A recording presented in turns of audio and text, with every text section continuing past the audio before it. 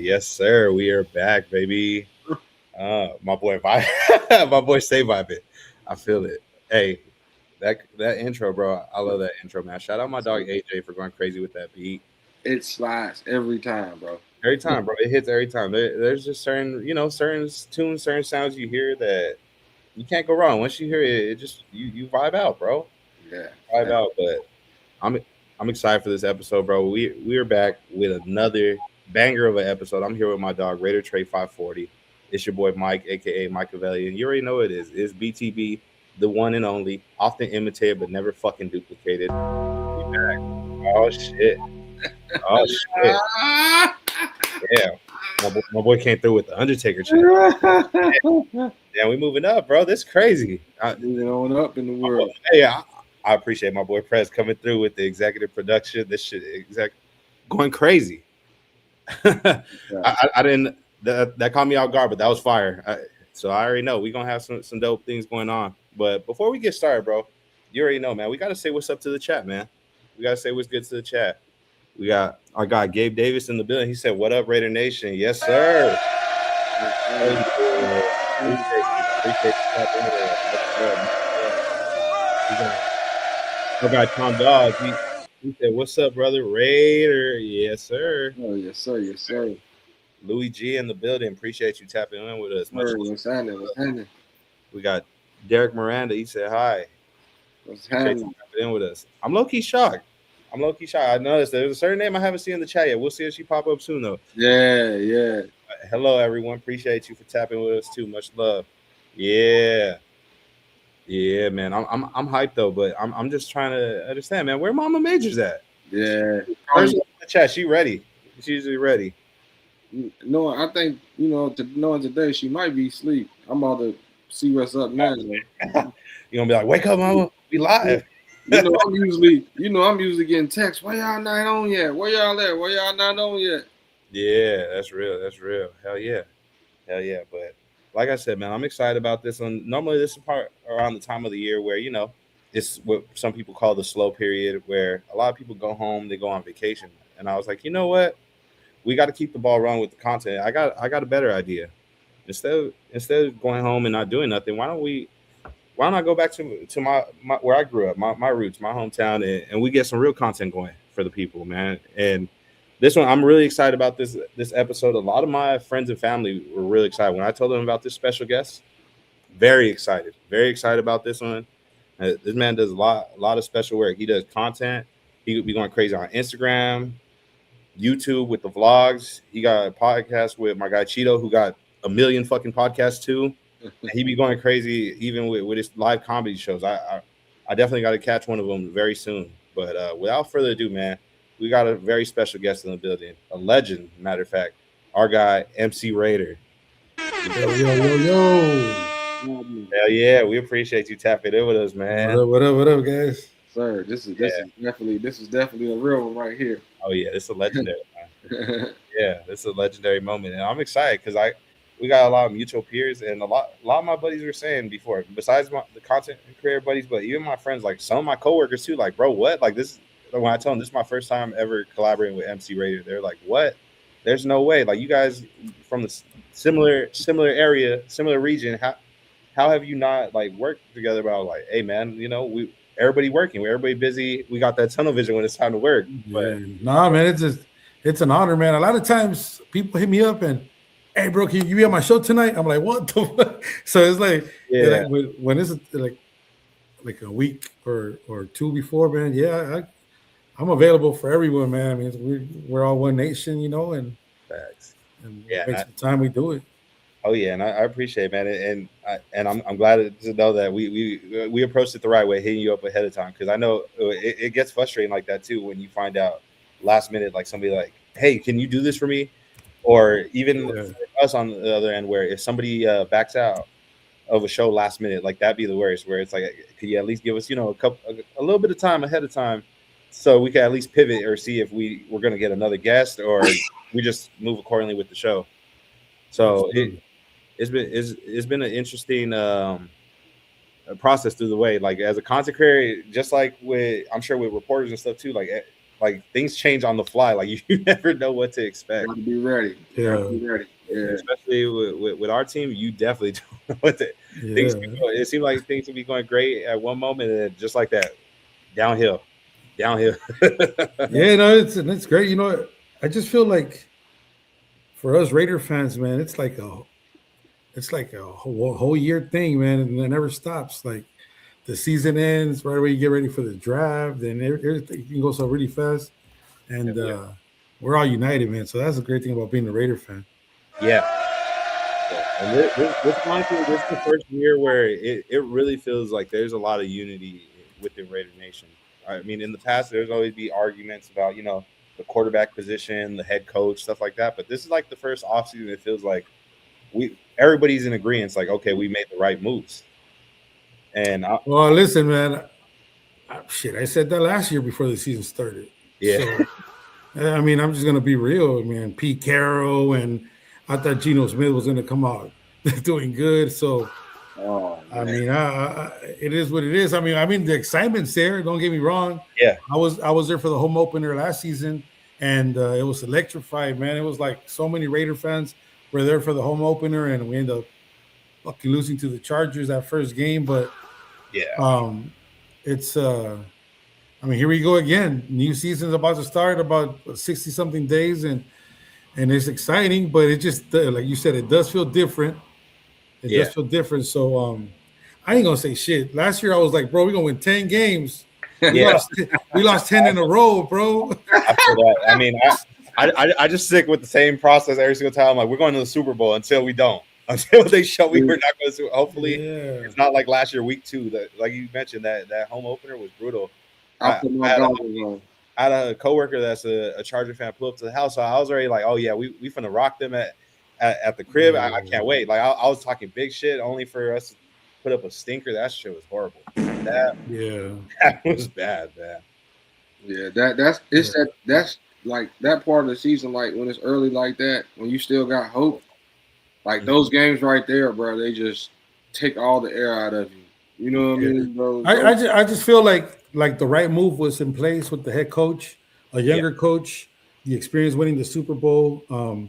You know, we got Pete Carroll in, but a lot of these old coaches, they still have that old mentality. You know, they can't accept the fact that things are changing, and they want to bring some old shit. And the players now, it's kind of hard to adapt with that mentality.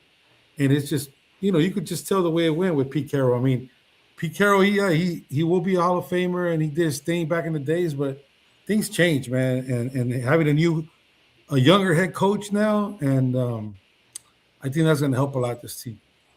Yeah, yeah, facts. For the longest, we've been saying like we need to get a youth, go with the youth movement, and I'm glad to see that that Marky Mark and well now Spytech too, like they put their foot down and they're like, yeah, it's time.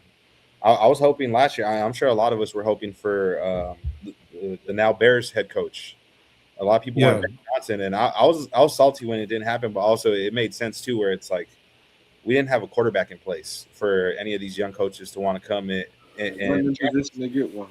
yeah, like this year. And in a way, I guess it was a silver lining, like a bittersweet feeling, knowing like we're now in position. It sucked the journey and the process it took for us to get here, but shit, at least we now know like we have what we would think is a franchise quarterback in position now, yeah. and a young coach. So we're building that young nucleus. Yeah, I think for us Raider fans for this season, we need to and I'm speaking for myself, but to Mhm. learn how to have patience. You know what I mean? Patience is the key, Yeah. bro. Because a lot of times we want shit to happen so fast. I mean, we're gonna have to go through trials and up and downs with this team, and we give up so fast, and especially from the top, man. Mark Davis and all them. Fuck, you need chemistry in a team. You need a team to be together for a minute Yeah. and work together. You know, I know that we want to start the season and we already like. There's some Raider fans delusional as shit already. Like, oh yeah, we're gonna play playoffs with Super Bowl.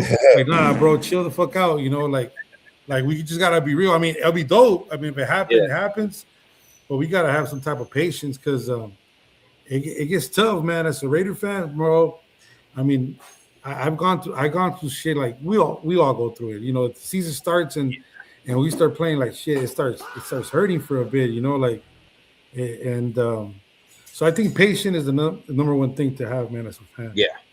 Yeah, and honestly though, the one thing I will say though is like we're probably one of the most patient fan bases though, for sure. Because They have all the no time, choice. I'm sure you get it too. Like we have friends that aren't Raider fans as well that they're constantly always talking about, man, how do you guys do it? How do you guys stick around through this every single year in year out, like knowing like it could go really bad, and lately it has been really bad. But Yeah, I guess that's just the stigma, and what I guess a lot of us were taught was loyalty, and that like even though like it might be rough upbringings, when we finally get back to winning again, like that shit's gonna Don't be so feel so bittersweet. much better. Yeah, it's gonna feel so I much better. I mean, even if some fans don't want to admit it from other teams, and when the Raiders are playing good and the bitch ass Cowboys are playing good, and it's the whole season just feels good, man. You know, it's Yeah, something about that. You know, Yeah. um, but you know, I really, for me, like not changing the subject, but I really want to see our offensive line. How is that shit going to work, man? Because we're yeah, not going to do shit if our offensive line's not going to be clicking. That's priority for me, and I could care less about nothing else. Put Kirk Cousin in there. Let that fool get hurt first. See if our offensive line going to be gelling and working good. So we'll be like, all right, we have a solid offensive line. Put yeah. Mendoza in and do our thing. But that's number one for me. Yeah, I feel like that's really probably going to be the dilemma if we ever do see Mendoza this year. In my opinion, I think if we draft him first overall, he should be good enough to start day one. But if it's Kirk, I'm more than happy with that as well. I like Kirk Cousins. That was one of the veteran guys that for years when we first got rid of Derek, that was like I wouldn't mind going and get Kirk Cousins. I'd love to have Kirk Cousins in the building. So now that we have both of them, it's kind of crazy because they're kind of, I guess you could say like the multiverse of quarterbacks. They almost the same guy in a way, just different age variations. It's a little wild to see that, but yeah, I would say if they're gonna play the kid anytime soon, that would say our O line improved big time if they feel confident to rush the kid out there like that. You was about to Yeah. hit it right on the nose too, Derek Cousins, because Derek Cousins. they are the same quarterback to me. Oh, I was talking about Fernando, but I guess you could say it's like you said, it's the multiverse of Raider quarterbacks. Yeah, In a way, they all somehow, some way similar. yeah. It was cool to hear Mendoza kind of say that too when he was on Max's show about basically being like him and Kirk Cousins are the same person. Yeah, You know what I'm saying? Like their calm demeanors and their religious stuff and just how they move in general. he's just a 6'5" version. You know what I'm saying? So Who? Kirk Cousins? no, Mendoza. Mendoza the same as who? He feels like he's the same person as Kirk Cousins. I mean, they both are I guess you could say like football nerds in a way where they're really invested in like film watching and doing like their research ahead of time to game plan and shit. But the one thing I will say, Mendoza looked I'm more athletically Mendoza looked like he worked for fucking Spectrum trying to sell you some fucking cable. Yeah, he better man the fuck up and put some tattoos already or something, bro. But I keep seeing the memes about by the time his rookie contract ends, you see him with the max tattoos and shit. That shit's funny. yeah, that's hilarious. Remember when Max Crosby came? He was bro. My boy looked like an extra on Harry Potter. Raiders will change you, bro. He definitely looked like an NSYNC Backstreet guy with the ice blonde hair. I was like, look like he come out in a Verizon commercial. Yeah. Now my boy got his hair slicked back and all that. Got the now he look like a AT&T manager. Yeah. or a UPS shift supervisor. Damn. My boy looked like he worked at See's Candies.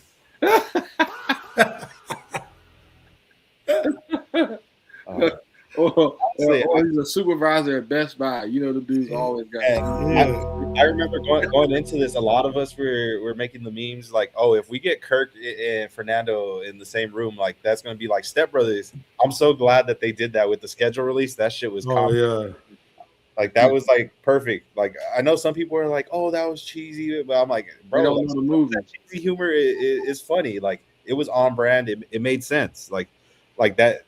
They had the ammo right there and they took it. Like I can't be mad at them for that one. But the Nandalorian was the best. The Nandalorian was a sick one. Hell yeah, I fuck with the Nandalorian. And it's cool too, like knowing like he is a Star Wars geek and like he went to the stadium that's known as the Death Star. Like that's really cool. Yeah. Oh yeah, no, for sure. Yeah. It all just fits, man. Pause, man. Like we've been saying like this whole time. Everything just seems right. Everything fits. Everything seems like it's going in the right direction to the point to where we're starting to look like a competent organization.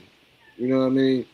And those things right there are things that even though we looked at the Antonio Pierce situation, we looked at the Pete Carroll situation, like, yo, this feels good. This feels like a new day. It still didn't feel like we were doing all the right things.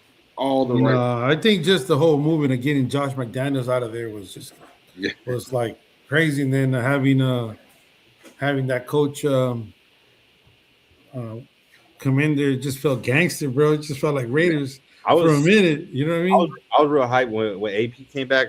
Unfortunately, I don't think he was dealt a proper hand, but you know, it is what it is now. Like I get like that the Kanye West meme. I guess we'll never know. Like maybe if they got him a quarterback, maybe if they paid Josh Jacobs, maybe things would have went different. But see, that's the problem with the Raiders, bro. Like you have one fucked up season or two, and then you just get rid of everyone, and then there's never consistency with the team. You look at like the Kansas City Chiefs of the world, the fucking Steelers, like they stick with the same fucking coaching staff for years, and even though they don't win Super Bowls every year, but it's a consistent winning team. And they're always in the playoffs and shit like that. And when you don't have chemistry, I've been saying this shit for years. Like you have one fucked up season and then you want to get rid of everyone. You know, like remember that 2016 when the Raiders made the playoffs and Carr broke his leg. Yeah. And then so next year they fire the coach, bro. Like, and I mean I know we got Chucky back and everything, but the team was going in the right direction. You know, you built something. And this whole time right now for our head coach, he's trying to build a relationship with the team, man. That's what he's trying to do. You know, people like myself, I was so like, I want things to go so fast, but I understand that it takes time. Yeah, and it's a lot of people that got mad about certain things, but they got to understand like every year, like it's a process. Like we have to get to a certain point. Like like I hear people seeing like the moving parts with the O line and stuff on social media and getting mad about it, but it's like, guys, we haven't even got to the point where we play on helmet and shoulder pads. We can't really determine yet who's got it and who don't. Like we got to get to that first. Like, so we start hearing that thud. We don't know what's up. So you start hearing that pack of them shoulder pads and helmets. Yeah. So until then, expect them Homer Simpson type takes from media and content creators, man. So we're going to the Super Bowl. We're going to the Super Bowl until further notice, but we'll see. I don't think we're going to the Super Bowl. Hey, look, man. But I don't know. It feels good, balls, man, coming into the season, and then you got all this hope before week 1. You got like, you really can feel like that. You really can look at your team and like, yo, maybe we can do this year. So it's that having your Raider goggles on, man. And if that's your preference, it's July. If that's what you want to do in July, do your thing. Yeah, and the way I see it, there's no right or wrong way to be a fan. Like, you could be an optimistic fan, you could be the pessimistic, or you could be the I'll wait and see.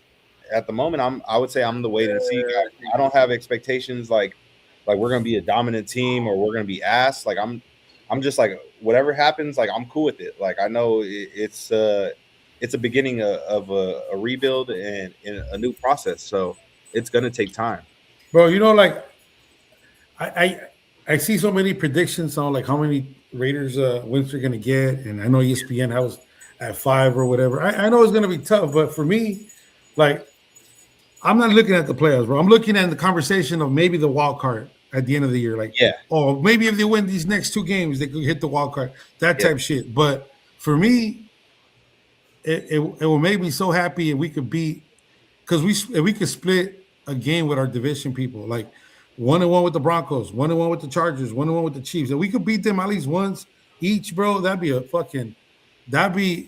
something to show, because that's what really matters, our division. You know what I mean? Fuck the outside shit. Let's beat the Chiefs once. They beat the Chargers once. Let's beat the Broncos once. You know what I mean? And I want to sweep one of those teams this year. That's exactly, man. That's the thing I want to see. Yeah, and going back to what you said, like some people are talking about, oh, we're going to be drafting first overall again, or we're going to make the playoffs. Like at this point, I'd be even content with just, even if we get close enough, like a slight playoff push.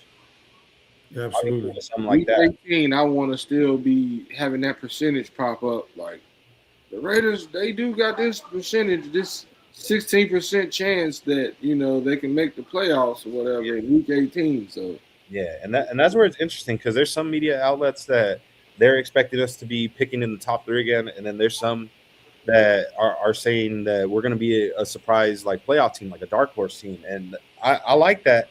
It's just funny too, seeing them like change their mind, saying like we're not going. That's a wild picture. Oh shit! I was expecting that to pop up. He looked like the dude from Home Alone. The We got electrocuted. Oh shit!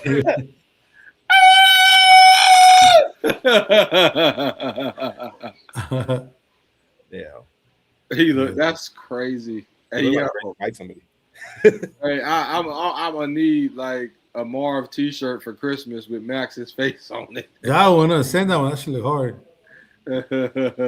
Yeah, shoot. But while we're on the matter, shoot, why don't you talk about it? Obviously, all offseason, my guy been the talk of football.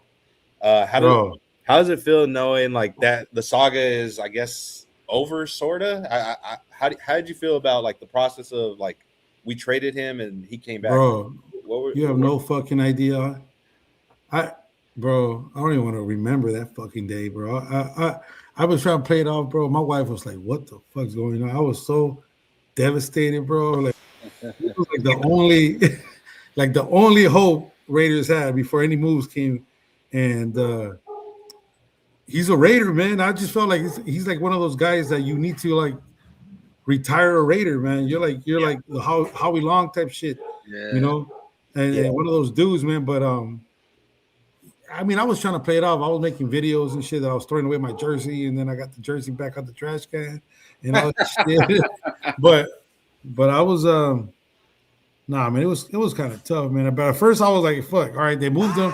Then picks right away, like pop, pop, pop, pop, pop. I was like, all right, wait, all right, well, all right, you know. So it was like a bittersweet type thing, you know. Yeah. Yeah, when I got the news about it, I was asleep. My girl actually woke me up and let me know, and I thought it was a nightmare. Like it felt like in a way like I guess you could say like like your typical hood movie where the saxophones start getting louder. Like I was trying to process it. Like I was like, did we? No fucking way. And then the text messages started flooding in. The calls it was like, nah, bro, no, like not like this. Like because I really thought he was gonna be. Well, I mean, obviously he came back, but it made it seem like he's not going nowhere. He's gonna be a Raider for life. But that kind of hurt knowing like, damn, like, the guy that we say is like the epitome of what it means to be a Raider, like the heart and soul of the team, like just like that, we were willing to just boom out of here. But also that does prove too, like nobody's above the shield. That's one thing for certain. Like that. No, yeah, absolutely. But you know, it's just there's guys that come and go. You know what I mean? Like we get, but this guy just felt different, bro. He just feels like you see it, man. You go to the games and you see when that fool comes out, it's just like, dude, it just you feel it, bro. You know what I mean? Yeah. He's not just like a guy on the team, you know. Yeah.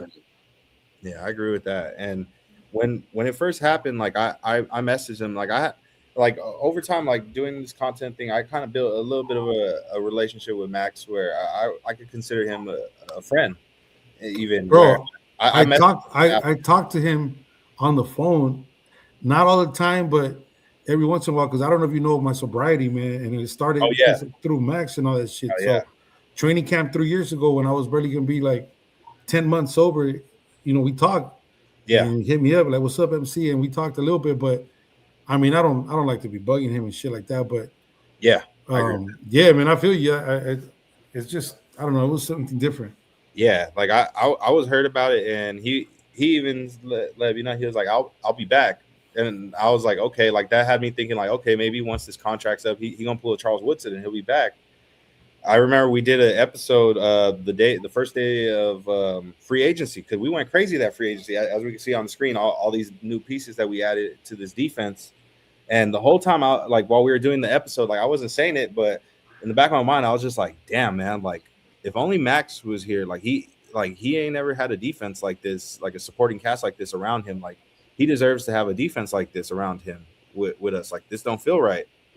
Only to get that notification and be told that they backpedaled. Like they pretty much said, nah, never mind. We're gonna return him back to y'all. Like that was an awesome feeling. I know there's some people that are probably salty about it. They're already looking forward to that 14th overall pick from Baltimore. But man, having the heart and soul of our defense back in what looks to be a much revamped defensive core, I'm happy. I'm more than happy to see what we could do now. Yeah, for me in that situation, man, it was like Trey in Boys in the Hood when he got traded. I was swinging at the air in here, fighting the air in the house. And when he came back, it was like, you know, that gift that everybody posts when everybody's in the bar. And then like something happens and the whole fucking bar erupts and goes crazy. Get the fuck out of here, bro. That was the feeling when he got traded. But for real. It was just like, it was an uncontrollable, like, yes, bro. I cannot fucking believe that he's back. Like, it was just a crazy, you know what I'm saying, feeling, because it was like once you got cool with him being gone, he was back. You know what I'm saying? So that was a big thing for me to be able to see that. And then see him come back with the additions that we made to the defense. Yeah, I was so ecstatic. I forgot that my equipment was the only equipment I had. I fucking spiked my microphone stand and shit. I was wilding that day. Fuck. Matter of fact, it's still right here. Shit. Yeah, from my old fucking microphone. From my old mic. I broke this shit. I was so excited that day. I fucking spiked that shit. I was over there for like a good I want to say what, like a month doing WWF promos, holding a fucking microphone like this. I'm glad now we fixed everything. Damn! Whoa! All right. Got a little carried away with the buttons.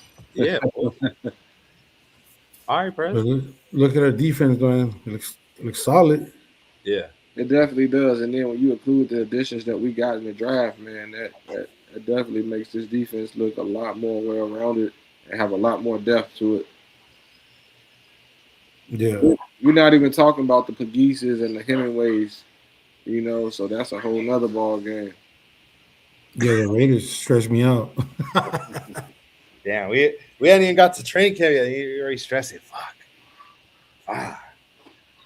Yeah, man. I mean, that's the Raiders for us. He said so. You want to hear a funny story? I'll tell you a funny story. So, ever since I started doing this fucking MC Raider shit, I've been sober through the whole time, right? Yeah. And then when the Raiders played the Rams at preseason here at SoFi, I was walking through the Rams, where they tailgate. I was walking through there. Mm-hmm. I was vlogging, and then some Rams, some girls, like some fans, like Ram girls, they're like, "Hey, have a shot with us." Like they're having, at tailgate, everybody giving you shots and shit. Mm-hmm. And then I was like, "Nah, man, I'm sober right now," and they were like, "Oh, that's cool, man. That's congratulations, whatever." They're like, it was heartwarming for them. Then if I come around, I walk through the Raider tailgate, and some Raiders, some girls, same shit. Like, "Hey, what's up, MC? Let's take a shot." And fuck it, I was like, "Nah, I'm sober." They're like, "Man, fuck you then, you fat bitch." Fuck Yeah. God damn. And Raider fans are crazy, bro. Like, what? They said, fuck all that. You taking a shot. Yeah, they're like, "Fuck you then, fat ass." Yeah. That's crazy. Come to your side, and that's what happened, man. That's crazy. Bro.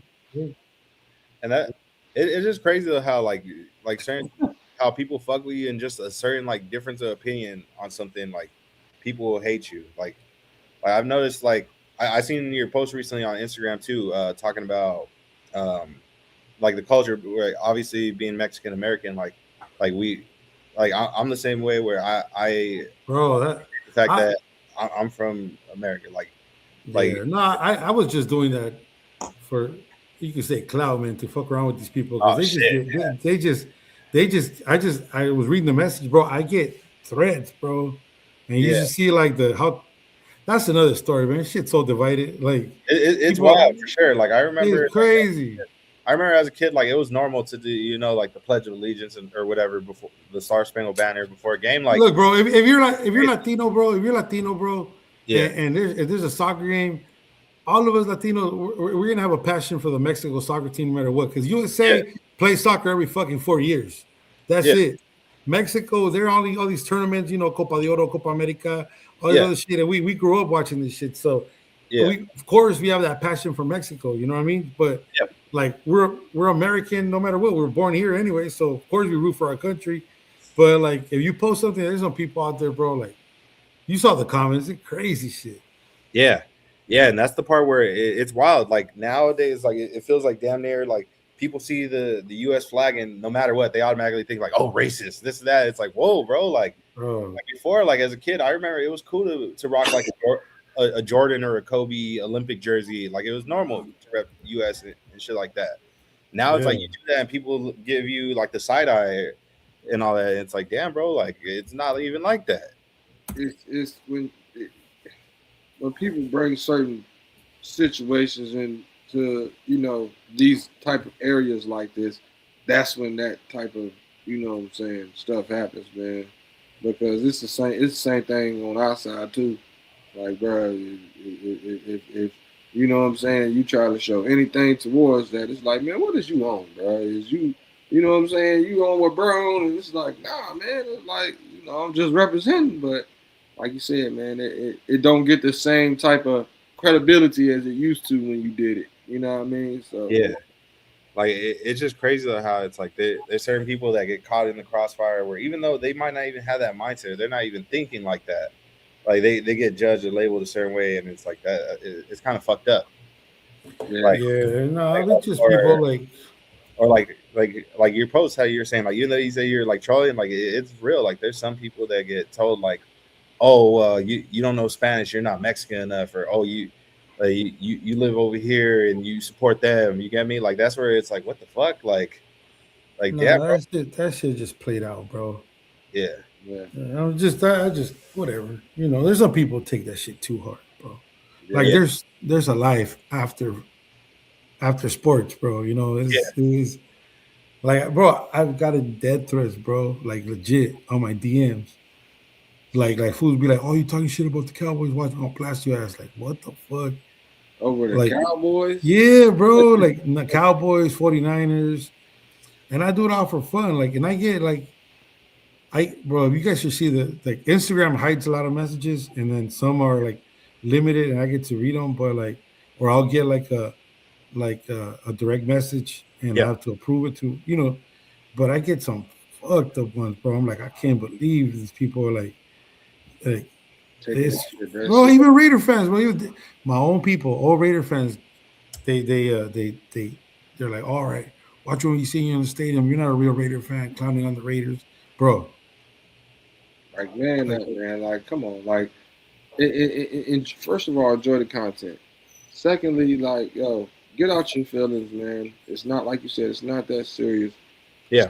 Especially Raider fans, like bro, y'all should know.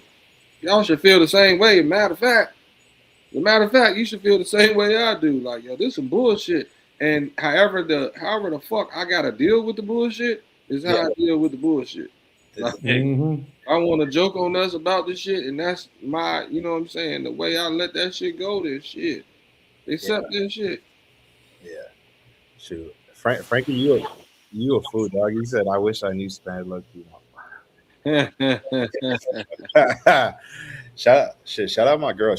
Her and her family recently started like teaching me Spanish. Like I knew like obviously how to order food and how to cuss people out in Spanish, calling people like puto, shit like that. Like that was normal, but like eventually, like I wanted to learn Spanish because like it sucked being at parties knowing like okay, like you have family members probably judging you like just because you don't even speak the language, unfortunately. And it's like, who's supposed to teach me this? Like at home, like everybody was speaking English, so it's like, how am I supposed to learn that? So now that like my girl's family's teaching me like Spanish, it's cool. Like it's cool now. I could like hold like convos. I'm not like super fluent with it, but like I'll understand certain keywords like in sentences and stuff, and it's like okay, like I'll know how to respond back from there. Yeah, that is like, see, I learn something all the time when I'm on stream with you, Mike. That's crazy, bro. I would have never thought about that as far as like, you know what I'm saying, being Spanish and knowing Spanish and like how somebody that, you know what I'm saying, is from the same heritage can look at you like, bro, you don't know how to, you know what I'm saying? You know what the fuck I'm saying? Oh You yeah, know bro. Same way, like I'm sure with your culture, like there's sometimes people get judged like, oh, you ain't black enough, shit like that. Like we get judged like that too, where people are like, oh, well, you're not Mexican, you're a pocho or you're no sabo, or like shit like that. Like, yeah, bro, like fuck, why I gotta be all that? Like, Yeah, I'm just being myself. yeah. They expect everybody to be under the same characteristic or category. You know what I mean? But see, that's what happens when you look at the actual bigger diagram of this shit. That's why everybody get put in the same fucking category before Yeah. somebody even know you. You know what I mean? So it's that's crazy. But yeah, I never would have thought about that, Mike. I ain't even gonna lie to you, bro. I never would have thought that you didn't. You know what I'm saying? Just you like. So you saying that, bro? That shit really just throws me just now. You know Yeah, what I mean? like it I grew up like knowing like English. Like that's why I'm tripping out about it. Like where like people like judge you for certain things. Like I grew up listening to hip hop, you know, a little rock here and there, but I didn't really listen to like I didn't understand Spanish. I'd hear it at the parties and shit, but I didn't really like listen to it like that to understand it. Now that I'm older, like it's cool. Like I hear like dudes like Peso Pluma and shit and the shit they would be talking about. I'm like, okay, like that's what's up. Like I fuck with it. that's so put my trash, homie. Damn.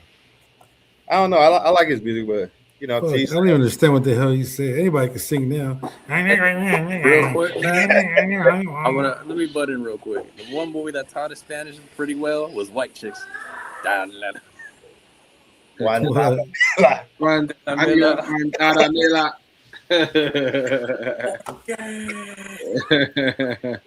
Bro, they were even making an issue with Bad Bunny on the Super Bowl. Remember that shit? God damn. Yeah, I loved it. I was happy to see him have that moment. Like that shit was dope. That was a dope. Yeah, it ain't just American heritage that watches the sport, bro. Yeah, Like, it ain't just rappers that watch the sport, bro. Like this shit is bigger than that. You know what I'm saying? If you know the NFL, then you know that. You know what I mean? So, Hey, are you guys going to the home opener?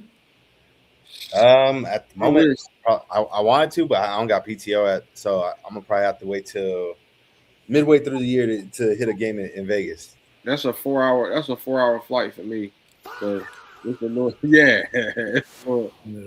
Could be worth it, bro. Could be worth it though. I do got a homeboy that's going. He want me to go with him, bro. But nah, I can't. Not that one. Hey man, why you that was gonna temper your expectations? Like, come on, bro. Hey, look, but nah.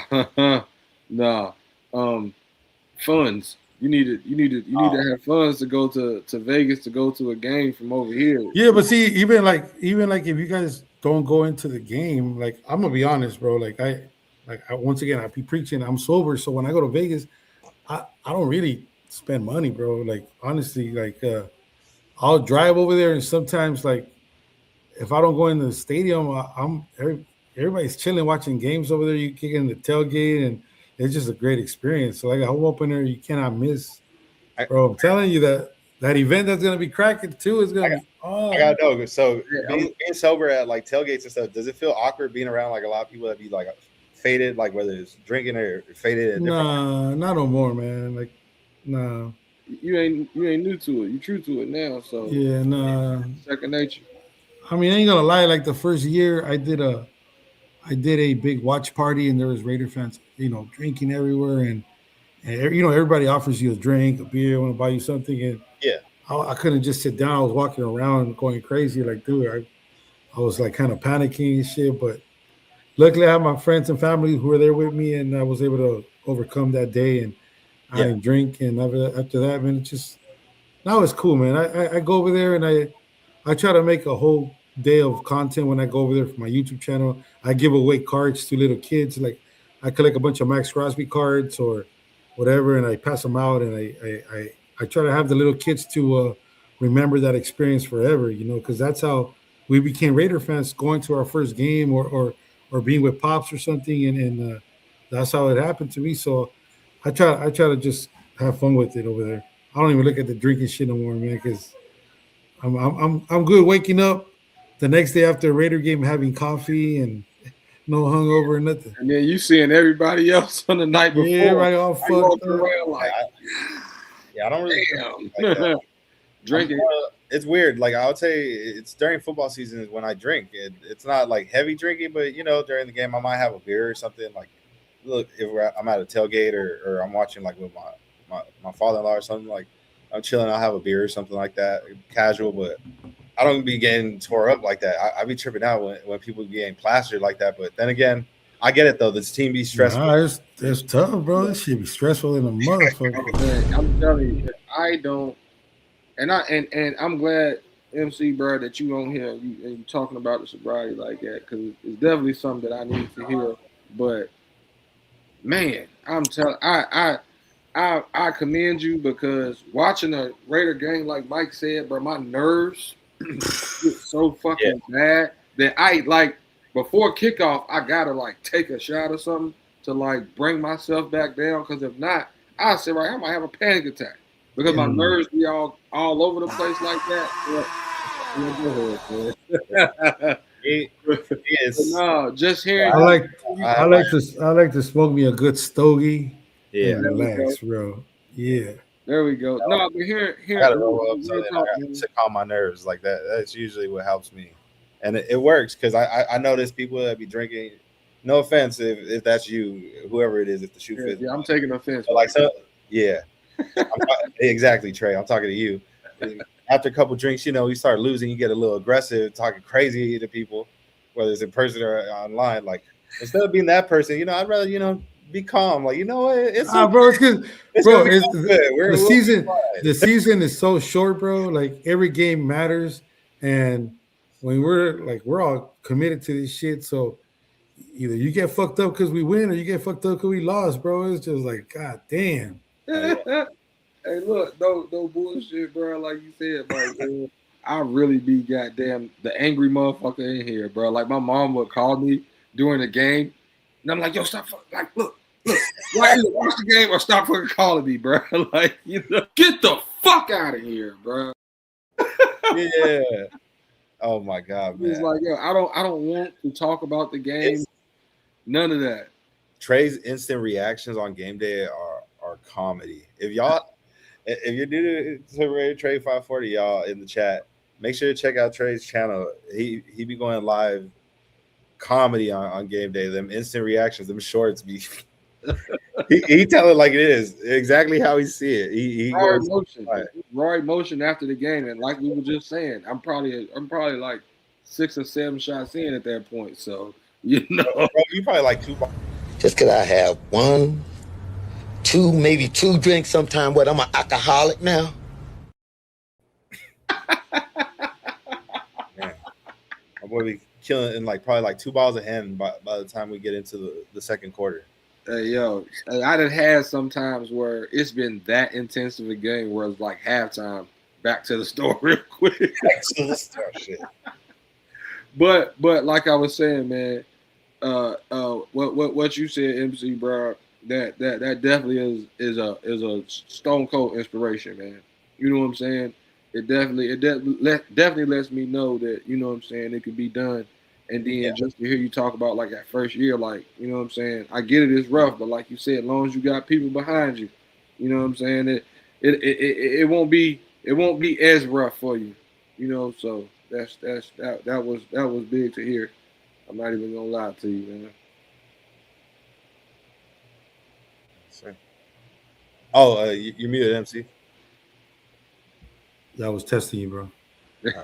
Yeah. No, yeah, it's a process, man. A day at a time, you know what I mean? And it comes a long way. September 26th, I'll be celebrating 4 years sobriety.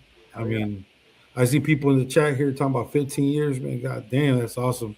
So you know, but sometimes, you know, some people could drink and it's all good. Like my wife, I always talk about my wife, man, but she could have 1, 2, maybe 3, and it's a wrap. Like she'll just stop drinking, casual shit, you know. Like when I used to drink, I used to talk shit. I was like, man, how much they paying you to babysit that motherfucker? You know what I mean? You know? But she's like, hey, chill, man. But that's the responsible person that could drink. But like for me to accept the fact that I'm an alcoholic, that I cannot, I don't have control of my shit when I start drinking, and I'll just keep on drinking, and I'm not a social drinker or like one person that's gonna drink 1 beer or 2. For me to accept that shit, that goes a long way, you know. But sometimes people wait till they fucking get a DUI or they almost killed someone, or in my case, I woke up in the hospital full of cables and everything, intoxicated of alcohol. They found me in Vegas, as a matter of fact, on the floor. Damn. You know, I'm missing my family. My kids were looking for me. And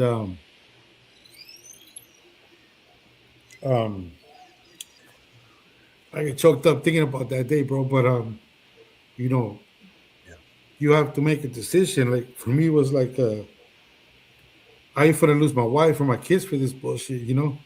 Yeah. And I have to make a decision and accept the fact that I'm drinking. So,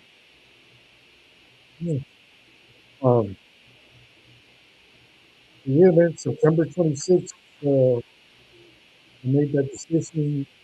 That was my sobriety day, and I went to go look for some help, man, and it's been the best decision I did in my life. Yeah. You know, that's how this whole MC Radio shit started, man. I wasn't doing shit, you know, and I got focused, and I've been able to do a lot of things, and my bad, dog. I get a big ass thing. Hey, no, hey, look, hey. Need a moment. Yeah, take this. This is an open space for that. You know, I wasn't trying to, bro, but when I go back to that day, It brought you to this day where you at right now. So much respect. I haven't forgotten that day. It still hurts here. Hurting my family with all that shit, but um, I'm doing good now, man. I'm doing really good, and I'm glad that I made that decision. So, hey, people that could drink good, then go for it, man. But if you have a problem, get help before it's too late. I went to AA meetings and shit. I was running classes already, AA meetings, man. I was the director for a minute and Yeah. helping other people. And I seen a lot of young kids coming in there with DUIs or on house arrest, and they came in there because they fucking, they almost killed someone, got DUIs and shit, and then they go back again to their lifestyle, And let me tell you something. I was just talking to my wife right now. I have no friends, bro. Like I have no friends besides the Raider Nation and people that know me, but besides my family, I got no friends that call me and be like, "Hey, what's up? Come to a barbecue," or "What are you doing today?" Like ever since I stopped drinking, the so-called friends that I have, they're gone. Nobody calls me no more. And I was just talking to my wife about that shit. It's just me, work, my family, and my content, what I'm doing. But I don't have I really don't have a social life with friends no more because of my drinking. Like I guess that's all they needed me for, just a homie to drink and have beers and party and shit. And once I stop drinking, I don't have that shit no more, bro. I go out and do my thing, and even when I do my comedy, as soon as I finish, I go back home. I'm not out there chilling no more, and it's it's been hard to accept that shit, and now I just like to make people laugh, man, and bring everything I got inside, and Hell yeah. and it's a joy for me, man, just to have make other people smile, even though sometimes I'm going through shit, but laughing is the only thing that gets me through it, and Hell yeah. and but it's true. It's I was just saying that shit to my wife. Like I have no one calls me, bro. Like, hey, what's up? We're having a barbecue with the family. Come through.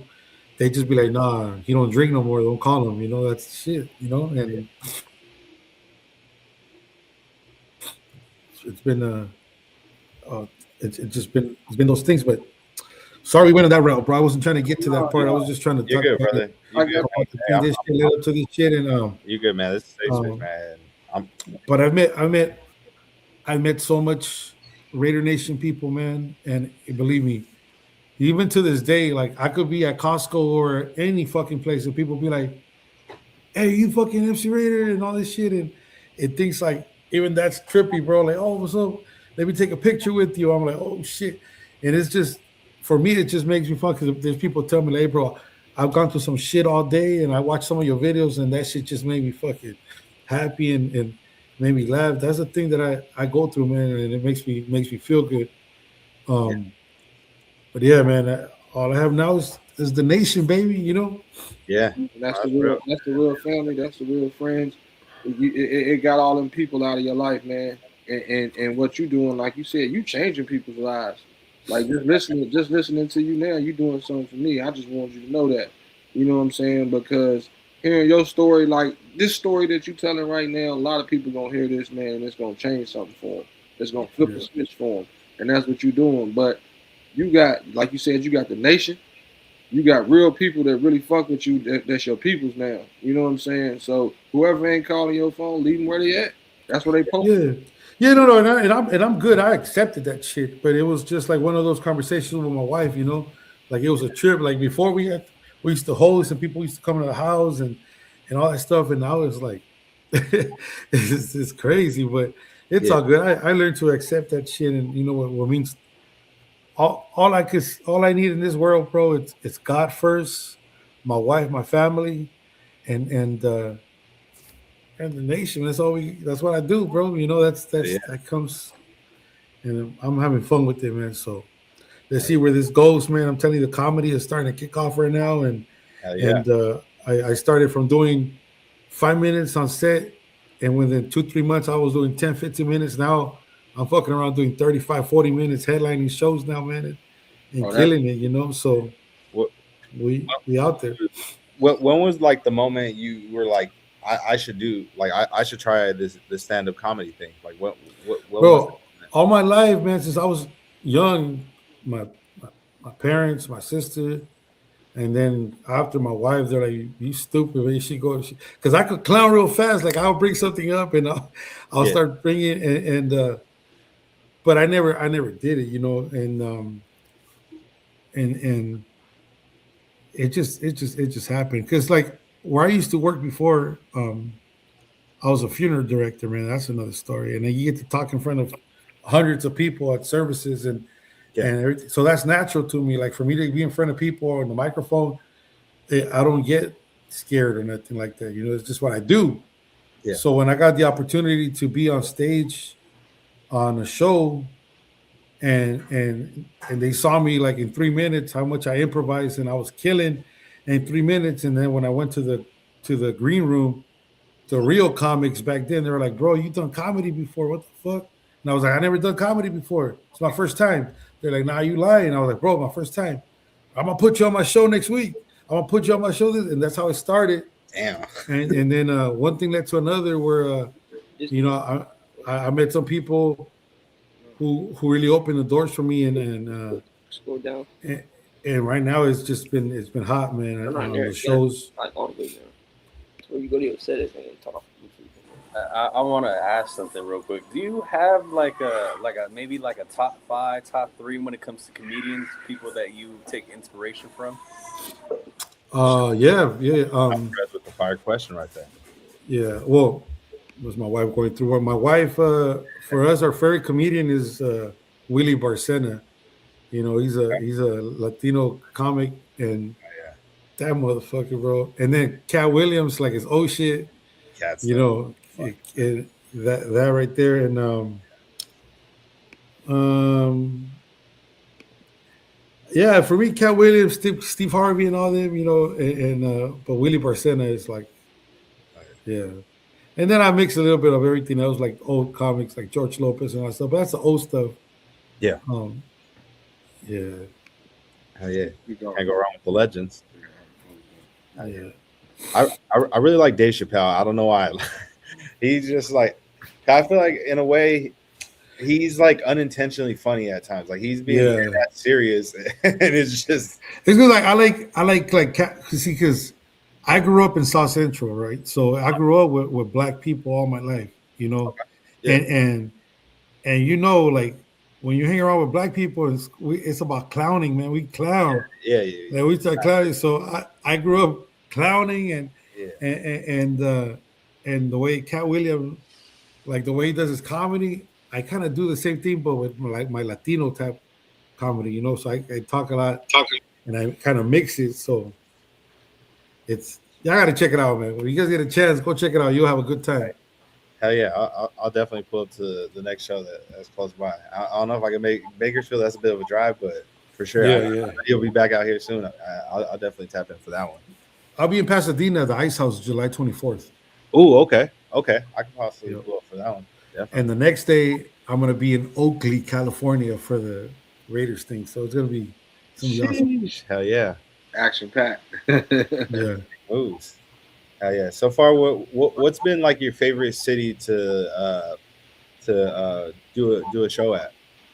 Like, what was the best crowd in your opinion that you've had? Man.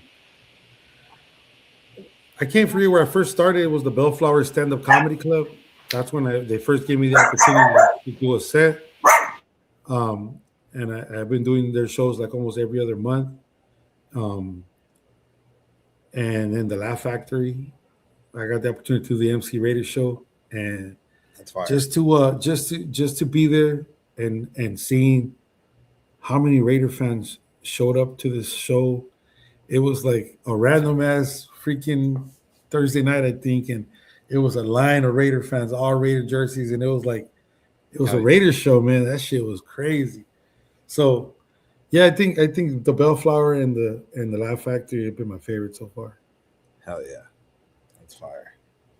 That's fire, man. Speaking of venues, what would be your dream venue to host a comedy show in? And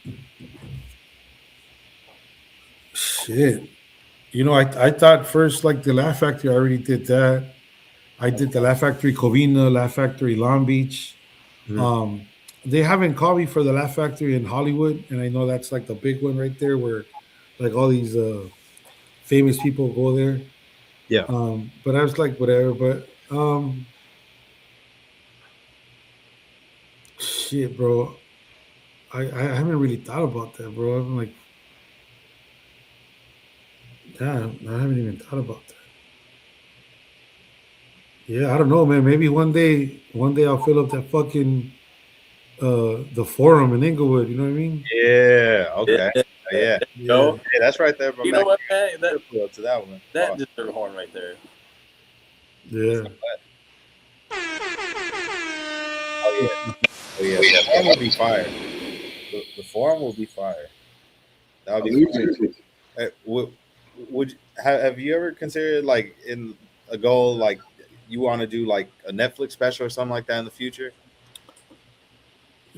Yeah, man, absolutely. Like I've been trying to film my own special already, but the guy who he manages me, and shout out Eddie West, he's a producer. Oh yeah. He just be like, bro, chill the fuck out, you know, chill, just because I'm so ambitious, bro. Like I know, like I'll go and kill an hour on the microphone, and that'll be my Yeah. thing. But it comes in time, and I know Netflix, you got to be like really up there, like Yeah. you know, but it will come, man. I'm like, I'm playing it by ear. Like I tell my wife, I'm having fun with it. And who knows what's gonna happen in the future with this shit. I mean, who knows how long this MC Raider shit's gonna last? Sometimes I feel like just like I'm tired of being on my phone all fucking day, you know, and that shit creates problems at home too, you know, with my wife. We just had that conversation too. Like, fuck, you're always on your fucking phone, and it's true, man, you know, and sometimes you feel like taking a break and you know, I'm just letting it ride right now, man. Things are going great. But see what happens, man. Because I know once I go on tour with this comedy, bro, we're gonna kill the game out there for sure. Yeah. I mean, Oh, you can, of course. I mean, we were talking about T.I. being my favorite rapper. I mean, what he did, he put his comedy special out and created his own website. And with you having a biggest name as you do, you know, if you make that comedy special and put it on your own website, you know, Netflix got to come looking for you instead of you looking for them. Yeah, absolutely. And that's what we're doing right now, man. Right now we're killing everywhere here in Southern California and all the clubs out here, and Raider Nation is moving. But what we got in plan right now for this upcoming season, and you guys will see, we're gonna have some shows in Las Vegas. All right, we're gonna have shows in Las Vegas, and I'll just breaking news right now, man. We're gonna be out there October 4th and October 15th at the Laugh Factory in Las Vegas. That's for the Chiefs and the Bills home game. Ooh. And then for the home opener, I will be hosting Friday and Saturday. Friday at the Fremont Experience right there at the stage. I'm going to be doing some skits and doing some comedy on stage there with all the Raider Nation on Friday night. And then Saturday at the Palms with the Black Hole, I will be doing some comedy, and then I will be bringing out Warren G and Too Short. So all those things already lining up, man. And then we're looking forward to do some comedy in Arizona for the Arizona Cardinals game, and hopefully I'm working with the Raiders Against the World to do a show out there in New York when the Raiders play the Jets. Okay.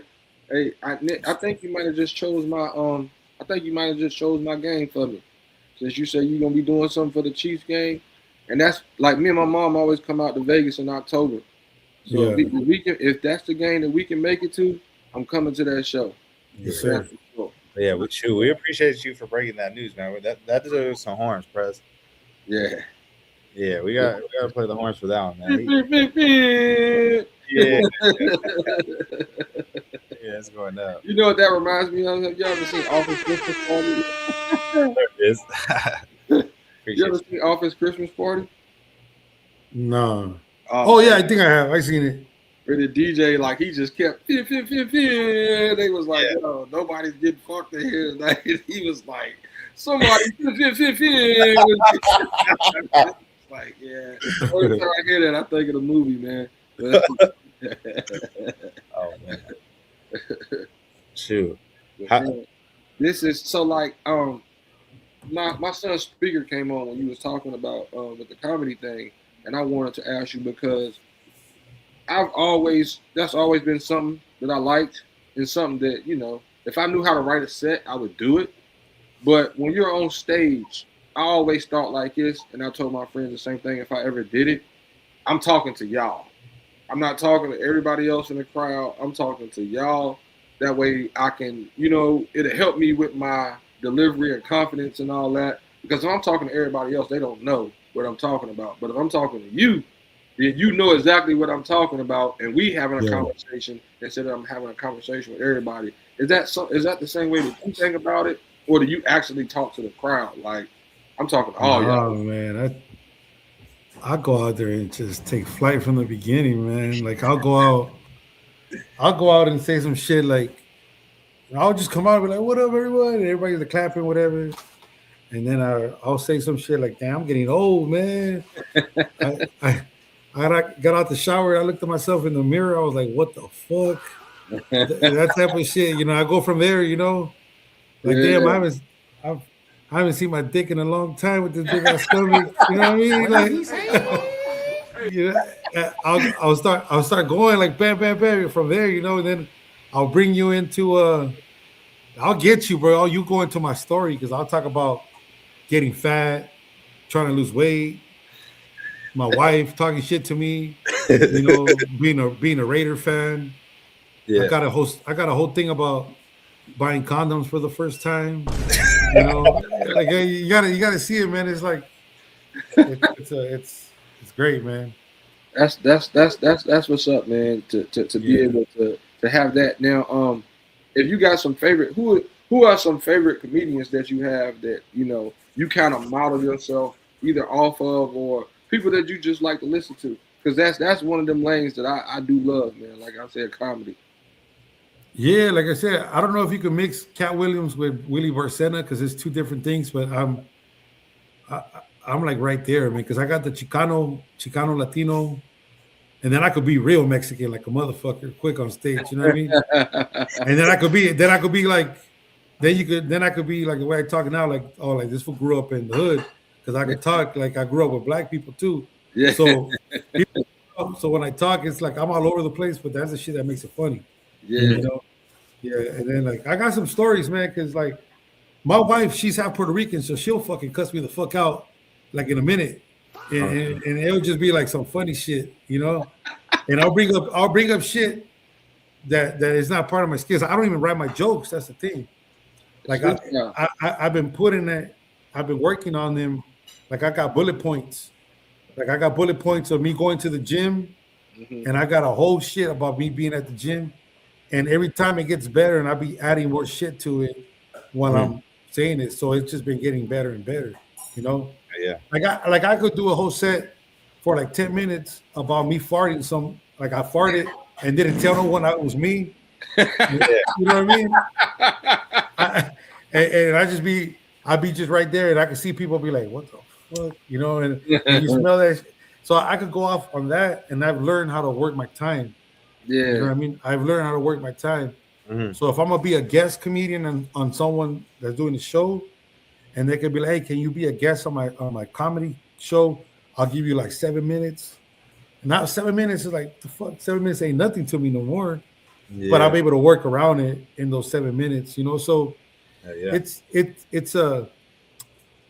for sure a job, man. It's a profession that you got to master little by little as you work, because at first, when you go on stage for 5 minutes, you'll be like, what the fuck? How'd I be for 5 minutes? What am I going to do for 5 minutes? Yeah. And now when you tell me 5 minutes, I'm like, bro, it's going to take my fat ass 5 minutes to get on stage, you know?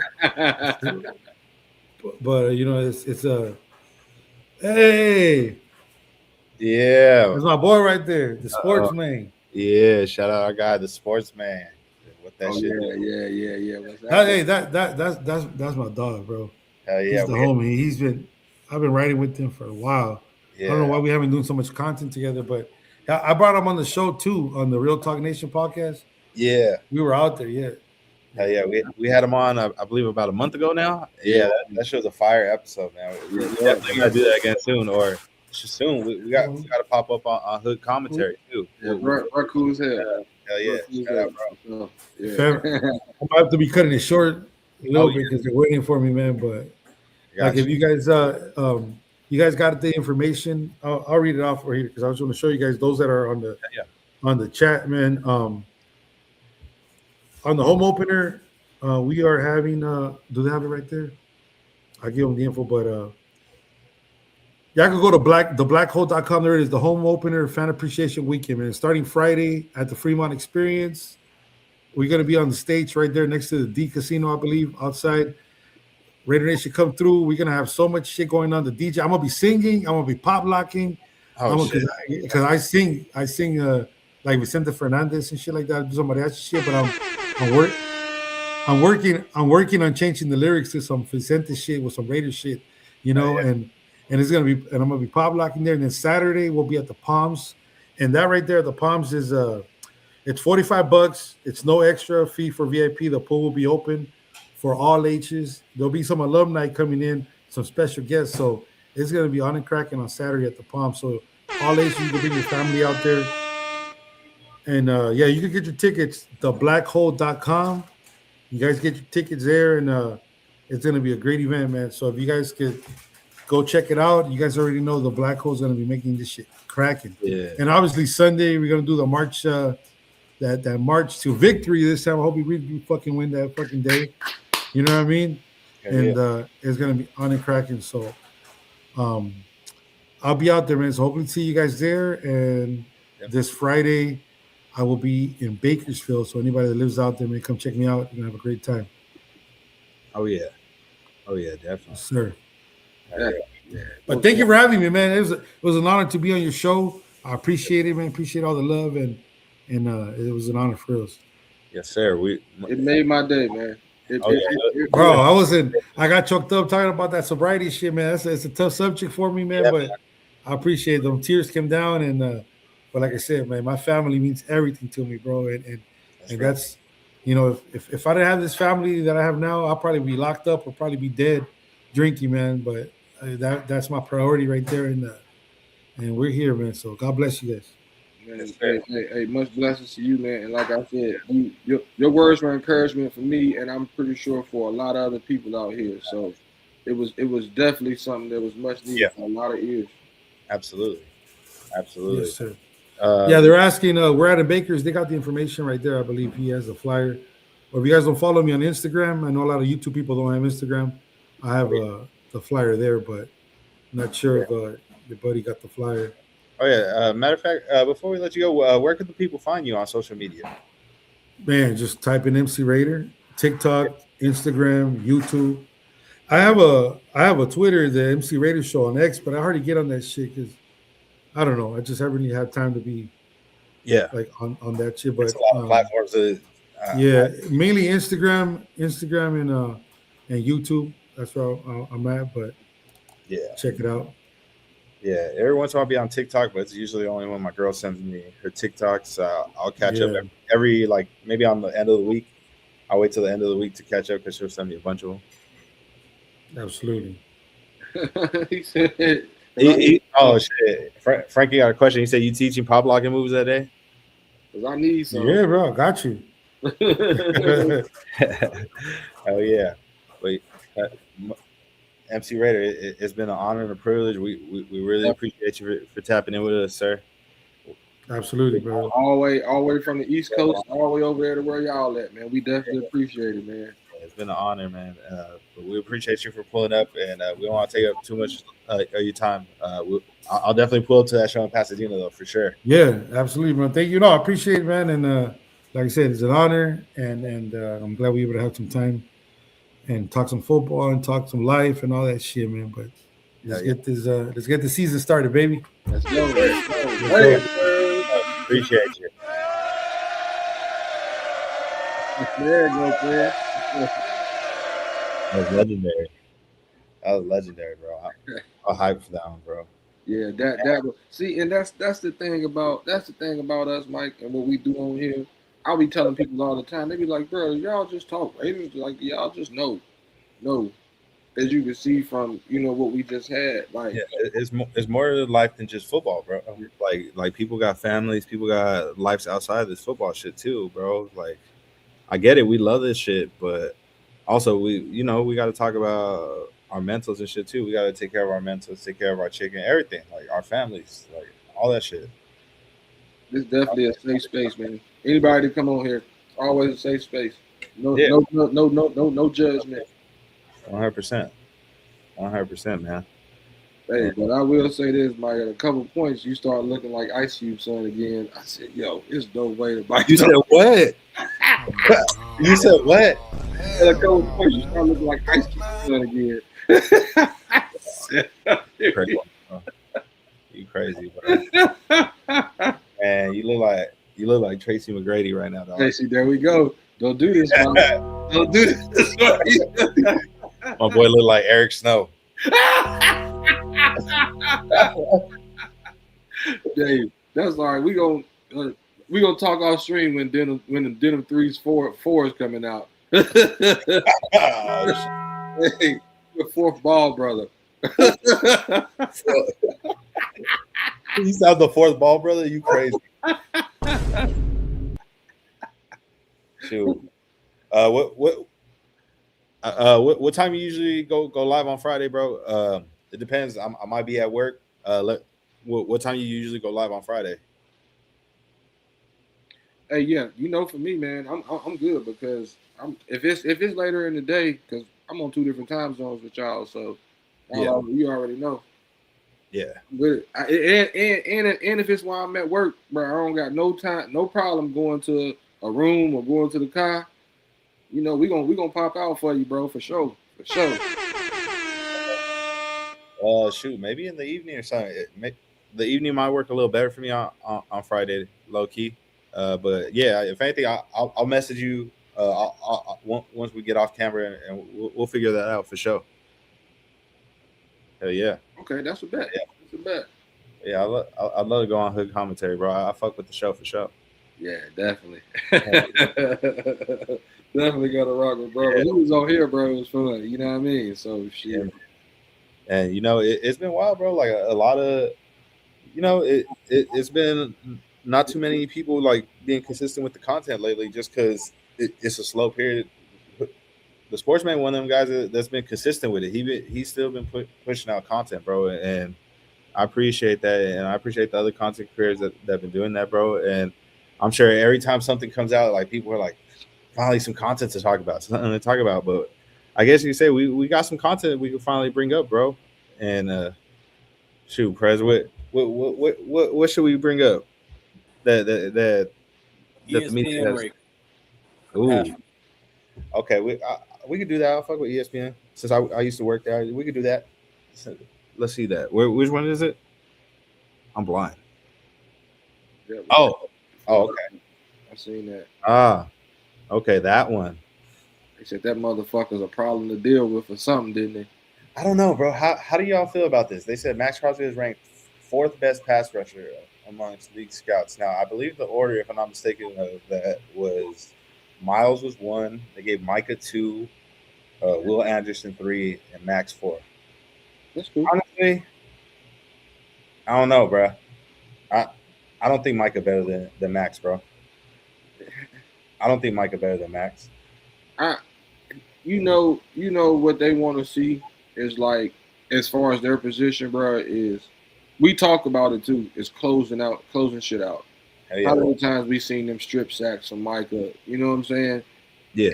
And me personally, I feel like it's not a bad spot for Max going off of like he didn't have the season like we used to him having last year because for one they set him, you know what I'm saying, and with the injury and stuff like that. So he was 8, I want to say the year before, wasn't he? Yeah. So you know what I'm saying. I ain't mad at 4. Yeah. I mean, it's a respectable number, but I feel like it's also kind of disrespectful, like considering what he's been through, what he's doing. Like Like he's been doing a lot of crazy numbers year in year out, and he's doing that with one leg. Yeah. He doing that with one leg and not too much of a supporting cast. No disrespect to the guys that he had in the past. I'm just saying though, like this is the first year where it feels like okay, like he got a squad around him, not just like secondary and linebackers, but on the D line. Like he got Quiddy Pay on the opposite of him. He got youngins like JJ Pegues and them, like hey Butler, Lualu. Like it's nice. It's nice to see the supporting cast like this. That now he has somebody to work with, and now, in my opinion, it wouldn't be crazy to see him do more. Like, I know you'd be talking about more is required. So now I feel like with a cast like this, now he has more opportunities to show more. 16 sacks. Shit, 16 sacks would be amazing. Pause. You know that because I really think that's the reason why he's ranked where he's at. Yeah. Like you would get to them double-digit sacks, but it's like just creeping over that 10 or 11. Like Miles and Micah, they're gonna have 16, 17 sacks. You know what I'm saying? And see, they're not talking about who's the best edge defender as pass rusher. If we were talking about edge defender, then Max hands down because nobody plays the run, nobody gets tackles for a loss, nobody has the instincts that he has. It's just once again, like you said, Mike, he don't have the supporting cast, so 5 people are, you know what I'm saying, touching him, pause, before he gets to the quarterback. Yeah. You know, so he can't get them 16 sacks to where even Myles Garrett, like he had D-line help. He had somebody on the other side of him. Mason. That, you know what I'm saying, freed him up. Yeah. You know, so.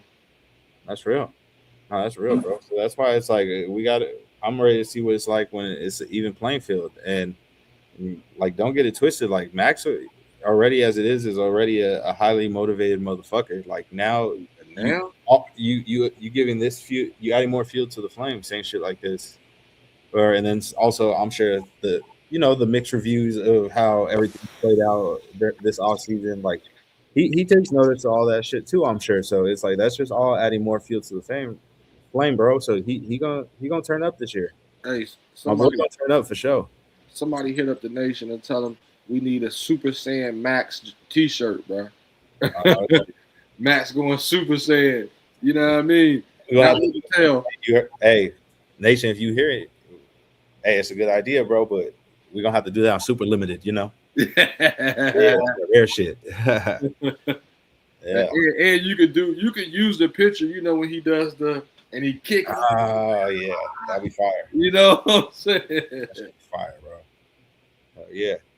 A few rankings though that were crazy, bro. And I mean, obviously the fact that they even said that we're considered to be a potential playoff like contender in year one of the rebuild, that says a lot. Now the defense is one thing. Like we added a defense, but also the kid that we brought in, bro, and the veteran we brought in as well at quarterback. Like I feel like that's also a difference maker. Like a lot of the moves we're making, I'm very happy with. What would you say, in your opinion, is like what's really missing? What's the missing? If I had to say one that was missing, good question, Mike. I mean, I want to hear your thoughts as well, of course. Chat, you already know. I want to hear you guys' thoughts on this one as well. That's a really good question, man. Because I feel like we solid at running back. Like the whole line is solid right now. And to like, you know, just not going off of the pads, I feel like everybody else wants us to get a receiver, but I don't think that is, you know, it's a big deal that we need. Corners, I feel like, you know, it was something that we addressed in free agency and the draft. Yeah. Even at safety. Linebacker, you know, I mean, I'm really not seeing a hole. Maybe, you know, some special teams holes. But for, you know, the next conversation, I don't think kicker is going to be that. And, you know, we can talk about that next. But I really don't know, Mike. So, you know, what about you? What about you? What you thinking?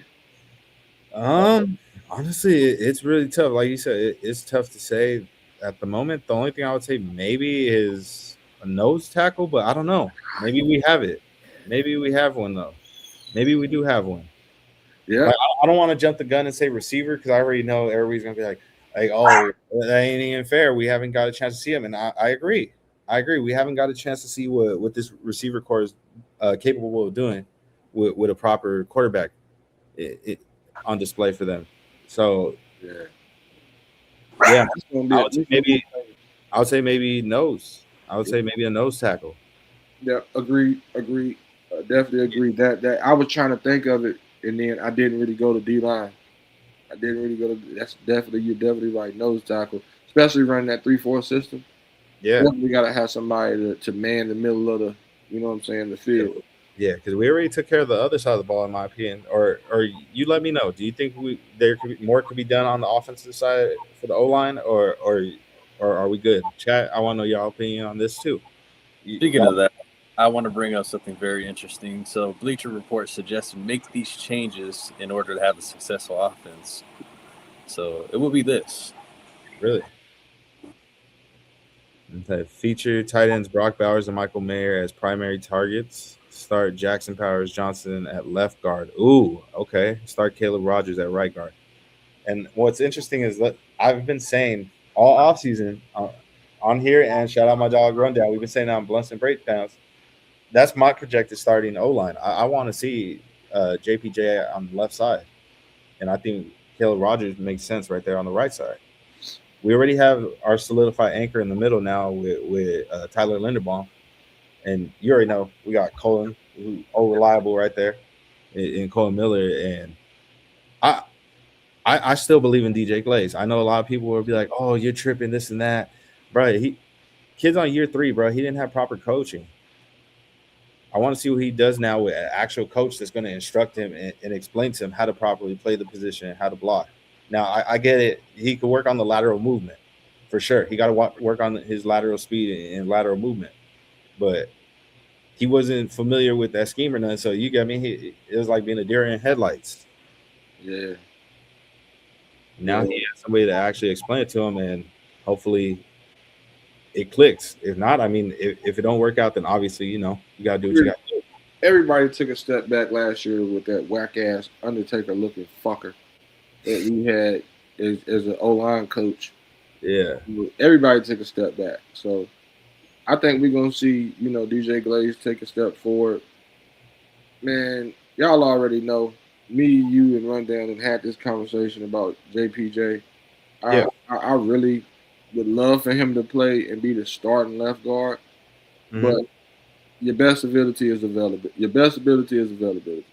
Facts. And you know what I'm saying? He stay in the tub. You know what I'm saying? But I really think that's why we got a veteran, old boy that we got from San Fran. You know what I'm saying? For a just in case. Buford. Yeah. Yeah. Spencer, right? Spencer Buford. Yeah. Yeah. Spencer Buford. As I think he's a just in case for the injury status of Jackson Powers Johnson. I would love for him to be out there all 17. Yeah. But absolutely. You know what I'm saying? So I guess that means Zoom's a backup too, huh? Yeah. In my opinion, I was projecting him to be a backup. In my opinion, the spot, if I see him seeing the field, it would be at right tackle, and that's only if DJ Glaze ends up not working out. But in my opinion, I feel like with proper instruction, we could see a much improved season in year 3 for DJ Glaze. Yeah. Shoot, man. Hey, we got what, 2 weeks before we start finding some shit out? Yeah. You know what I'm saying? Y'all got 2 more episodes before we back in the building. You know what I mean? We get real close, bro. But what I was gonna say though was about the kicking shit. Prez, you said that? Huh? We'll have something to talk about next week for sure. For y'all that don't know, Sack Summit starts tomorrow. Ooh, oh yeah, we got to talk about that. And I mean, let's be real, bro. It's dope seeing like it being hosted in Vegas every year, and it's only right now. Some people are not going to agree with it after seeing this list or whatever, but in my opinion, I expect every single player on that D line to be in attendance at Sac Summit, bro. This is an opportunity to really get an in-depth analysis, in-depth instruction from arguably the best pass rusher in the game. And we know who I'm talking about when I say that. It's Max Crosby, bro. You're gonna get opportunity to learn from your teammate, along with other phenomenal pass rushers like Von Miller and Cam Jordan and others. Like this is a great opportunity for everybody to, I guess you say iron sharpens iron, even though it's not really going full go like that. You're still learning. Like it's teaching, and who knows that maybe that could be the thing that takes people to the next level. Now, how would you feel though if some of our guys don't pull up to Sac Summit? Like, how y'all gonna feel about that? If they got legitimate reasons, you know what I'm saying? Like, I don't know what reason you got to miss out on working out with somebody, like you said, Mike, the greatest D-line players ever in the league, especially like that we got in there right now. Yeah. So, like, you really got to have like a legitimate reason where, like, you know what I'm saying? You ain't in Vegas at this time because, like I just said, you got 2 weeks before you got to be back there anyway. Facts. You know what I'm saying? So, like, we got the best facilities. So I still don't understand the reason why you shouldn't be in Vegas at this point. So, yeah, if you wasn't invited, should be your only reason for honestly, that. Though, I understand why some people, if you don't have to be out there, don't want to be out there. It do be in the triple digits, Trey. It get brutal out there. That heat is crazy. Hey, do you want to be somebody or you want to be that motherfucker? Because that motherfucker gonna be out there. His name is Mad Max Crosby. Yeah. You know what I'm saying? Like what he said about Rob Marinelli saying to him, he said, bro, you said you wanted to be great, right? Yeah. Well, if I'm giving you the opportunity to come be great, come be great. You know what I'm saying? You don't take the proper precautions because they have to be able to, you know what I'm saying, keep people straight out there. But I mean, you gonna work out somewhere. You gotta work out somewhere. Yeah. You ain't taking no days off. So why not be out there with the guys, you know what I'm saying, actually learning something? Mama Major's in the building. We appreciate you, Mama, for tapping in with us. Yeah. Hello, guys. How are you? I'm great, Mom. You'll really love this episode. I promise you are, Mom. Definitely. Yeah. When you check the recap, Mama, you're gonna love this one for sure. Yeah. Man, they got to be there. I'm sorry. You gotta be there. Okay. Ooh, shout out our guy Edgar with a question. Edgar, appreciate you for tapping in with us, of course. And he said, "Do you believe Kuntz can ball out this year since he should be 100% healthy?" Trey, I'm gonna let you answer that one. I think so. The reason I think so is because we started to see it last year. We started to see Malcolm Kuntz get back to Malcolm Kuntz last year before the season was in it. Granted, he wasn't playing against the best people, but you need the confidence. Like basketball players say, bro, you just need to see the ball go through the hoop. You know what I mean? And that shit will get you back like, okay, I still can do this shit. So I think that does he get back to 2023 Malcolm Kuntz? I don't know. But does he play better than 2025 Malcolm Kuntz? Hell yeah. I think we get back to seeing Malcolm Kuntz that we're used to seeing. And especially as far as sack wise. Yeah. I think so. Being 100%. He gonna be on a contract year, or he pretty much on a contract year again, bro. Now, what would you say is like the expectation, you got to see him make like stat wise for him to be considered like drop back? 8 sacks. 8 of them. That's what you did. That's what you did when we wanted to pay you the first time. So now I need to see you get back to that 8 sacks. Yeah. 8 sacks. Be productive against the run. Yeah, I agree with that. Now, you for 3 downs. Now, I hope he does bounce back, bro. I hope he does. Now, I'm iffy about it. Now, the reason why, and remember last season, I said it like when I went to practice, I noticed like it seemed like he was like playing scared. Now, I'm not saying he's soft and nothing like that, but coming back from a severe injury like that, you're gonna have that mindset like fuck, like I don't want to fuck this shit up again. I don't want to have to go through this rehab and all that all over again. So you're gonna be playing a little precautious. But that's the thing though. When you play scared, like that's where you end up getting hurt again and stuff. Or you play nervous like that, you're not playing to your full potential. So I hope that he finally snapped out of it, which we started to see a little bit towards the end of the season. But I really hope he going into this year, like he shakes that mindset out and he ready to go. Like he knows, like no, my knee's good to go now. Like I'm ready. Like Yeah. let's lock in. I can kind of see why he was scared when you was looking scared when you was at camp last year, because where did he hurt that motherfucker at? You know what I'm saying? He didn't even make it to the season. So I feel like if he makes it past that time, that's when you're gonna see him like, all right, let's go. Let's go get it now. You know what I'm saying? Because shit, when you're going back to the scene of the crime, you like, God damn, you remembering everything. Yeah, it's trauma. So I think we're gonna see something. Yeah. Okay. Louis G got a question. He said, "What do you think about Charles Grant competing for that right tackle spot?" I'll be open to it, but I feel like more than likely that battle for the right tackle spot is going to be between DJ Glaze and Trey Zoon. In my opinion, I feel like their plan or what they're more than likely planning on doing is having Charles Grant be, I guess you would say, next in line for that left tackle spot behind Colin Miller. Because, like, don't get me wrong, we love Colin Miller over here at BTB. I still think he got a lot of good years ahead of him, but the injuries are starting to pile up. And, if it happens where, he just can't go no more due to injury, you're going to have to eventually possibly look into moving on and having a plan in place for somebody ready to go, because it's hard finding a bookend left tackle. Yeah. It's hard. That's one of the most difficult people to find, especially in the draft. Just like when people were talking about, oh, you need to get a quarterback, those are probably the two most valued fucking spots, is a QB and a tackle in the draft at first round. Them the ones that are going real high. Yeah, that's a fact, man. Yeah. So and like you said, it's time to start grooming him.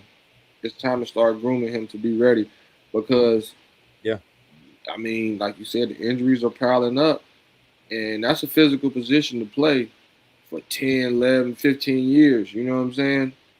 And Colton Miller is great, but he's not one of them big mammoths of a people like Trent Williams and and Trent buddy that played for us. I can't remember his last name, but he's you know what I'm saying? So like we definitely need to start getting someone ready for that position. And like we've been talking about this too. If y'all haven't noticed, just from the discussions that we're having about the O-line and the competitions, and the people that can be plugged and played in these spots, we have depth. Yeah. We have depth. You know what I'm saying? Like, to be able to let somebody sit behind Colton Miller. When was the last time we could do that? Like somebody just sit behind Colton Miller and learn. You know what I mean? They're always getting moved to fucking guard or somewhere else, or something like that. Squad for some odd reason.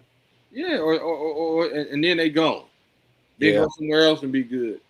You know what I'm saying? I don't even think he's had one person behind him, even when the rookie season he had in the second year improvement. The guy, anybody.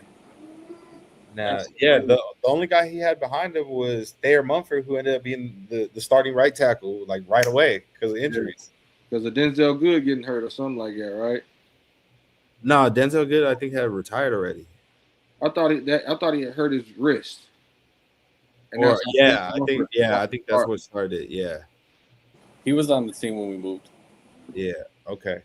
Another question here by our guy Edgar. He said, if JPJ gets injured again this year, is it time to find a replacement for him now? Yeah. Ooh, off rip. He said yes. Yes. Because, bro, that's every year you've been in the league, bro. That's every year you've been in the league. Training hurt, season hurt. You know what I'm saying? The O-line is one of the places that you need to be the most reliable person. Yeah. No, that's facts, bro, because you got to be able to stay upright to keep our quarterback upright. Yeah. And so we got to keep bringing in somebody that didn't play for the first 6 or 7 games. Yeah. You know what I'm saying? Like, I love his intensity. I love all of that. But shit, you gotta stay on the field, bro. No, that's facts. That's facts. Now, I I think I guess I could agree with that, man. Like after a while, like it keeps constantly happening, man. Like it unfortunately, like we got to figure out a way to have the best available people out there on the field. And like you said, the best ability is availability. And if you're not able to be available on game day, night week in and week out, man, we're gonna have to find somebody that can. Yep. Unfortunately. Now we got a lot of love for JPJ, man, but it's a business. That's how it works. Yep. It's a business at the end of the day. Now, John Leone thinks JPJ should be traded this season. How you feel about that one? Would you trade him this year? Like, is that even in consideration? Or Yep. Yep. it is? Because get him like not get rid of him. You can get some value for him. Huh? And like we was talking about, bro, he hasn't a full healthy season yet. And he drafted all these guys. Like I know you were talking about Zoom playing the tackle, but he can also play the guard. Yeah. He also got Spencer who can play the guard, Caleb Rogers who can play the guard, and then Jordan Meredith who can play the guard. You know what I'm saying? So, I mean, and then if you're trading them for something in return. You know what I'm saying? So, I wouldn't be mad at it. I'm not saying throw him out. I'm not saying shop him, but I'm taking calls. Okay. And that was another thing last year. Wasn't he in trade discussions with, well, rumors, I should say, but wasn't it with like the Ravens, I want to say, midseason? That was something at one point. Yeah. Yeah. All I got to say is never do business with people that got cold feet. Yeah. Yeah, we didn't see how that played out this year. But I mean, in a way, even though it may have backfired, it backfired in our favor. Like it caught we got our star pass rusher back, and we took their best asset away from them. But their best asset not named Lamar. They try to justify that shit with that Trey Hendrickson shit. Man, I be telling motherfuckers miss me with that shit, bro. He is not Max Crosby. I don't give a fuck what you say. The only thing that stings about it is that Jacoby Lane and Elijah Stroud. Yeah, I really wanted Jacoby Lane on the Raiders. So that pissed me off. I'm not gonna lie. When they drafted him, I was pissed about it. But I was like, you know what? Cool. We'll figure something out. There's some guys that I'm sure we're gonna talk about on Rundown Review this year, as well as leading into draft season once we get to that point. I'm sure, but hopefully we're not doing mock drafts early in the year. I hope to hear like this team making a little bit of a difference in the opposite direction. I want to see us possibly make a little push. Make it competitive, make it interesting. Yeah, facts. That's the number one thing I'm looking for is to make this shit interesting, man. Please. Yeah. Shout out my dog Fabrizio. He said, "Young man needs to stay healthy." Now that's real. Yeah, big facts, bro. That's the key thing, man. Like, if folks want to be able to see second contracts and be here for the long haul with what we're trying to build, you got to be able to be healthy. You got to be able to stay upright. Not just that, but also when you're on the field, you got to be able to perform at a high level. Yeah. And it feels a little surreal thinking about it already. Year 3 with Bowers, year 3 with JPJ. Yeah. Honestly, with, I think it's time to pay Brock already. Like, I wouldn't wait till next year. I'll try to pay him now if I could. Yeah. Honestly, I'm not even against the idea at all. Like, if we got the money to do it, or if that frees up the cap, do it. Yeah, do what you got to do. Extend that man, bro. That's the future right there on offense. That's the best side in football. You got to pay him. I mean, it's a no-brainer.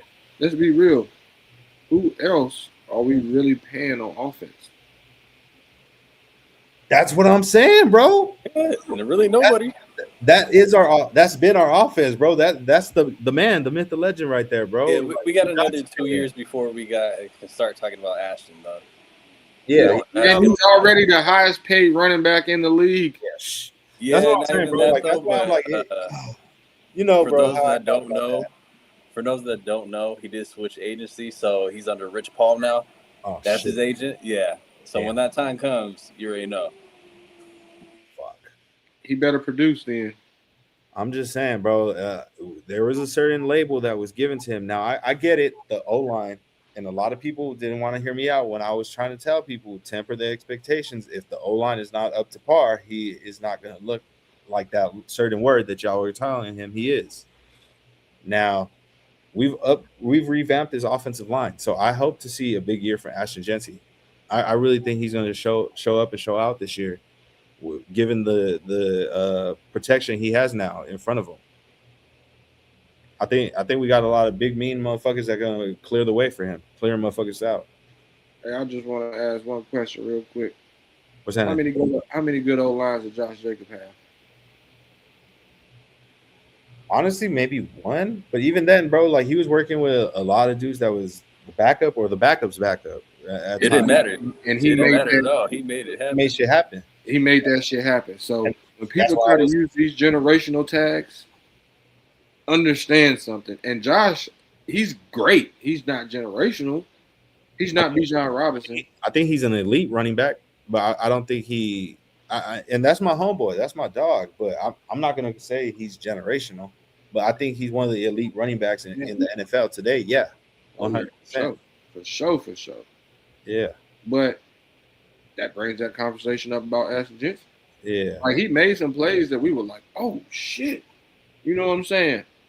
But it was also some of them plays to where like he couldn't find a hole or that cutback lane was there and he didn't see it. You know, those plays that made Josh like make the O-line look better than what they were. You know what I'm saying? Yeah. So it's just, you know, that's a touchy subject. Now, if he go out there and rush for You already know how I feel about that situation. yeah. Yeah. If he go out there and run for 1,700, you know what I'm saying, have over 2,000 all-purpose He yards, run for 1,700, bro. He gained that generational label down there, bro. 1,700 is crazy. I still need it more than one time. Yeah, yeah. Like Edgar saying, bro, pay Bowers ASAP. Honestly, get that tight end market low before it gets higher, and the other times that will get paid later. Now that's real. And at the One moment, of the guys that came in with him got paid already, right? and the way I see it, bro, looking at the overview of how we've been paying our key players, bro. Even with Max, when he got his extension, bro, we've been ahead of the curve. Like Spytek been on it, bro, and he been paying attention, realizing like, yeah, I should probably do it now before it get too fucking crazy. Yeah. Lock get too hot and shit. Yeah. Lessons were learned when they didn't pay A. Yeah. Yeah, Yeah. that's real, bro. Shoot, this dude said Raiders suck. Shit, your mama does too. Hey, go back to that name. He said smooth operator 805. Appreciate you for tapping in. Hey, it's much love. I know we suck. It's all good. You gave us a We view. are. We're not gonna suck this year though. Yeah. Oh. Yeah. I thought that was one of my homeboys for a minute because that's his name on you know what I'm saying, on the game and shit. I was about to say, I was about to say this motherfucker fuck your team too. Fuck out of here. You about to say it, huh? Yeah. But no, what I wanted to say earlier, I was listening to Q show earlier. Uh-huh. We really might have a kicking competition though going on. Really? They were talking about Tokyo Toe, man, nutting 60-yarders with ease. And you know he's one of those guys that just started playing football. European, do you think it's gonna be actual competition though? Maybe it's just I'm tripping, bro, but I feel like there's a reason why we brought in like the first Japanese, full Japanese player, and we be doing groundbreaking shit. Not only with Rare, but with BTB. I'm calling it right now. I think he's gonna be our starting kicker. Yeah, I think he winning that job is his. Yeah, I was saying all that to say that. Yeah, we don't with Mr. Gay is not. I don't think he's going to be. He is crazy. Fuck. I was gonna say the gay guy, bro. I didn't want to say that. Fuck. I don't want to get us canceled. So like, we at the best one we could. Bro. It's all love, bro. We Yeah. We Pause. no disrespect at all. But the what they call him Special K now, but Tokyo Toe, man, they said he was nailing 60-yarders with room. So that's what we need. This is the new NFL. We don't need nobody that can hit a 55-yarder and miss a 30. You know what I mean? I want somebody that can boom. I want to be like the Cowboys. If we get to the 50, you in trouble. You know what I'm saying? Yeah. He said when you get to the 50, you in trouble. That's insane, bro. That's The insane. Cowboys, shit. Hey, bro, but that shit would be fire though, bro. Imagine like the market we have, the Japanese market. I see it, or well, you see how it is with Otani over there with the Dodgers, Oh, bro. yeah. So imagine it. Raider Nation already a huge brand, bro. We already have a huge following worldwide. Imagine you add that Japanese market for sure, bro. You Oh got my the stadium out now. Hey, you know what? I'm gonna be the first one to say it. If Otani can get bobblehead night, give us Tokyo Tono at night with the bobblehead. That'd be hard. Yeah, That would, bro. yeah. Or bobble toe. Hey, bro. And Edgar got a valid point. He said Kubiak liked those kickers that can kick long field goals and are consistent like he had in Seattle. Hell yeah. That way, in case, in close game situation or, it's late and you might not be able to have enough time. Fuck it. Hey, bro, I need you to boot that 60-yarder. Yeah. Now, the only thing is he's not used to it and he came from Hawaii. So, kicking in November and December, I don't know how confident I'll be in that. True, but I mean, you kind of when you kick into on an island though, it get cold over there too. Even though it'd be warm climates, like you still by the ocean, like it's windy as fuck. Yeah, out there too. So you got to deal with the wind aspect. So it's still tough. To be real, what was the last time we even had a quote unquote kicking competition? It was DC. It was Daniel Carlson, bro. I'm still a little salty. We got rid of Daniel Carlson, but hey, man, much respect to him where he end up. I hope he couldn't hit 60 yards though, man. Maybe a silver lining, bro. This low key the Hawaii colors. That wasn't the intention of this, bro. It was a flush. Pick up the phone. Yeah, hey, so if you trying to tap in, come on BTV, tap in. Man. We got you. Yeah. Funny, but to chime into that Carlson real quick. As of today, still on sign, guys. Wow. Still on sign. Hey, they said it's kind of going into he's waiting for the season to see who he wants to. He gonna go to the I mean, I wouldn't be surprised if he's a camp signing. He gonna fuck around and go to the Rams. Watch. They always be having to sign new kickers because I don't know why their kickers always be getting fucked up for some reason. Or the Niners. Yeah. That's crazy. Hey, real quick, you know what I'm saying? Before we get out of here, bro. Yeah. I was at work the other day, right?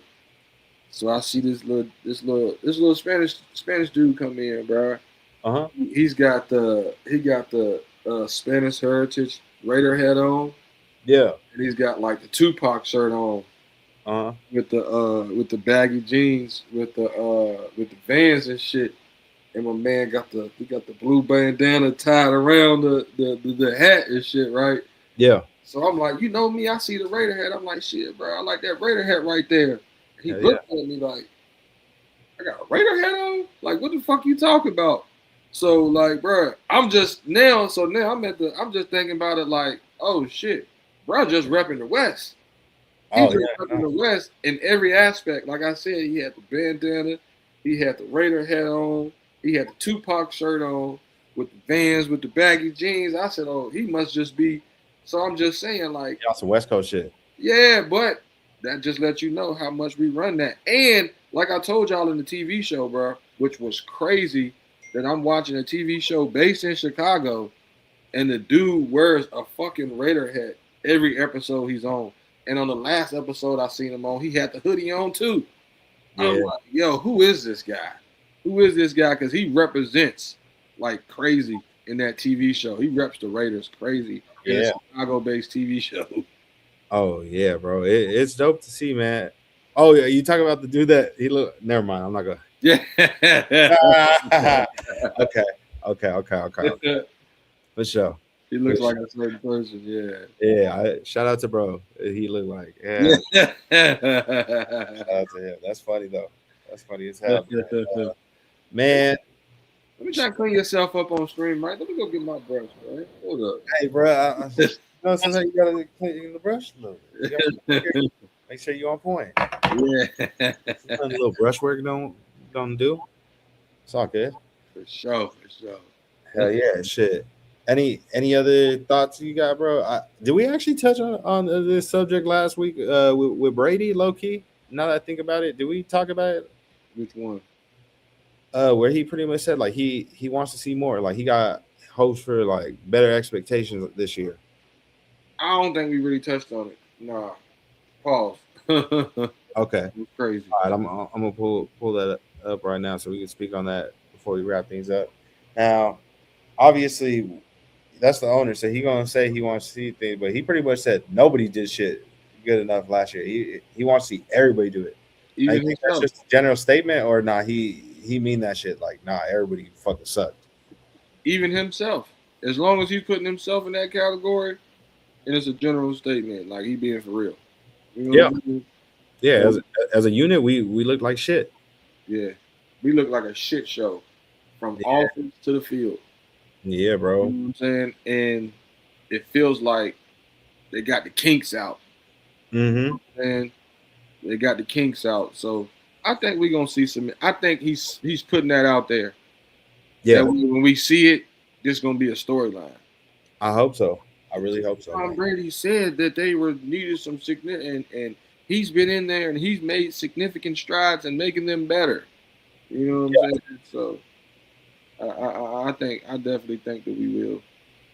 I agree with that 100%, bro. I agree with that, and I feel like with the moves that we made, like we should see improvements. Like I think we should see significant improvements. Now, is it going to be we're in the playoffs? I don't know. I don't know. I would hope so, but who knows, man? And even if we don't, it's only year one of the process. So either way, I'm knowing better days are ahead for Raider Nation, bro. Like we chat, whoever watching, whether you watching this live or you watching this later on, better days are ahead, bro. Like we getting closer to that. We getting real close to that. We getting real close to training camp. We getting real close to kickoff, man. We getting real close to the future. I'm ecstatic about it. I'm excited, bro. I'm hyped as a bitch to see what happens. And then now let's also remember significant improvements from last year, bro, is winning 6 or 7 games. Yeah, So that's a significant improvement. You know facts. what I'm That's saying? what we want. I don't want people to think that, oh, we missed out on making improvements because we didn't make the playoffs, bro. We won 3 games last year. Yeah, 3. that's valid. So Bro. So at this point, anything above like 5-6 wins is a plus. I'm content with it, but in my opinion, I wouldn't be shocked to say we can win, fuck around, win like 8 games, maybe even 9. yeah, we're gonna surprise. In like 8 games though. I feel like 8 games is a fair amount to say. Now you let me know. Am I tripping, chat, for saying like eight games? I think at the point where we are, bro, I feel like 8 games is attainable, especially with the schedule that we got. Let me see how I can remove this banner. With it. 1 second, y'all. Let me see here. Just so we can see the full schedule, low key. I'm trying to see that schedule. Those games we can't see gonna be wins anyway. Yeah, I got you. There we go. Yeah. I'm just saying, like going down the list, bro. What would you say? Like week 1, I think that's a winnable game. I don't want to disrespect that. Like obviously, we still got to put in work, and we got to do what we got to do against that. If it's not a dub, like I said when we did the schedule release, if that game ain't a dub, then the season's probably going downhill anyway. If that game ain't a dub, yeah, because they're in a worse position than us, and they're rebuilding too. Wow. Okay. You know what I'm saying? Not really like. I'm talking about the expectations as far as like 9-10 games and shit. Yeah. Not like, you know what I'm saying? Like, oh shit, season's over, week 1. Nah. I'm talking about them expectations of we're taking that extra leap to go to the playoffs. You know what I'm saying? Yeah. Nah. But we gotta win that one. Yeah. Hey, look, for you, we gotta get week 2. Yeah. Finally, bro, we gotta break that fucking curse or whatever the fuck that is at SoFi, bro. We broke that Jones. We broke the Houston last year. Last time we beat them was when we had COVID, bro, and Nobody was in the stadium, bro. Yeah. Okay. Edgar in the chat said he could see like 7 or 8 games. Okay. Yeah, I'm with you right there, brother. I definitely see like 7 to 8 wins too. Mama said I see we are going to the playoffs. Ooh. It's gonna be overly optimistic, but hey, though she loved her team, bro. So nothing wrong with it. Nothing We'll wrong go with to the Chiefs game too, man. I think that's the one we need to go to. Ooh. Hey, what is Pat gonna be back already by week 1 or how's He's it? supposed to be. I was telling somebody at work today, when we get into camp in the next couple of weeks, Yeah, that's going to say a lot about Patrick Mahomes' trajectory. yeah. Cause I was like, are we gonna play Justin Fields when we play them? But nah, it's gonna be him, huh? Yeah. Okay, so that honestly, week 3 is gonna be an interesting one too, bro. Week 3 is gonna be an interesting one just because I know a lot of people were clowning the kid, but low key that Tyler Shuck is not too bad, bro. Yeah. He's not too bad. So it's like, okay, well, that's a one where we got to bring our A game too. They got a solid defense and stuff, so we got to bring our A game against them. Obviously, week 4, the ops.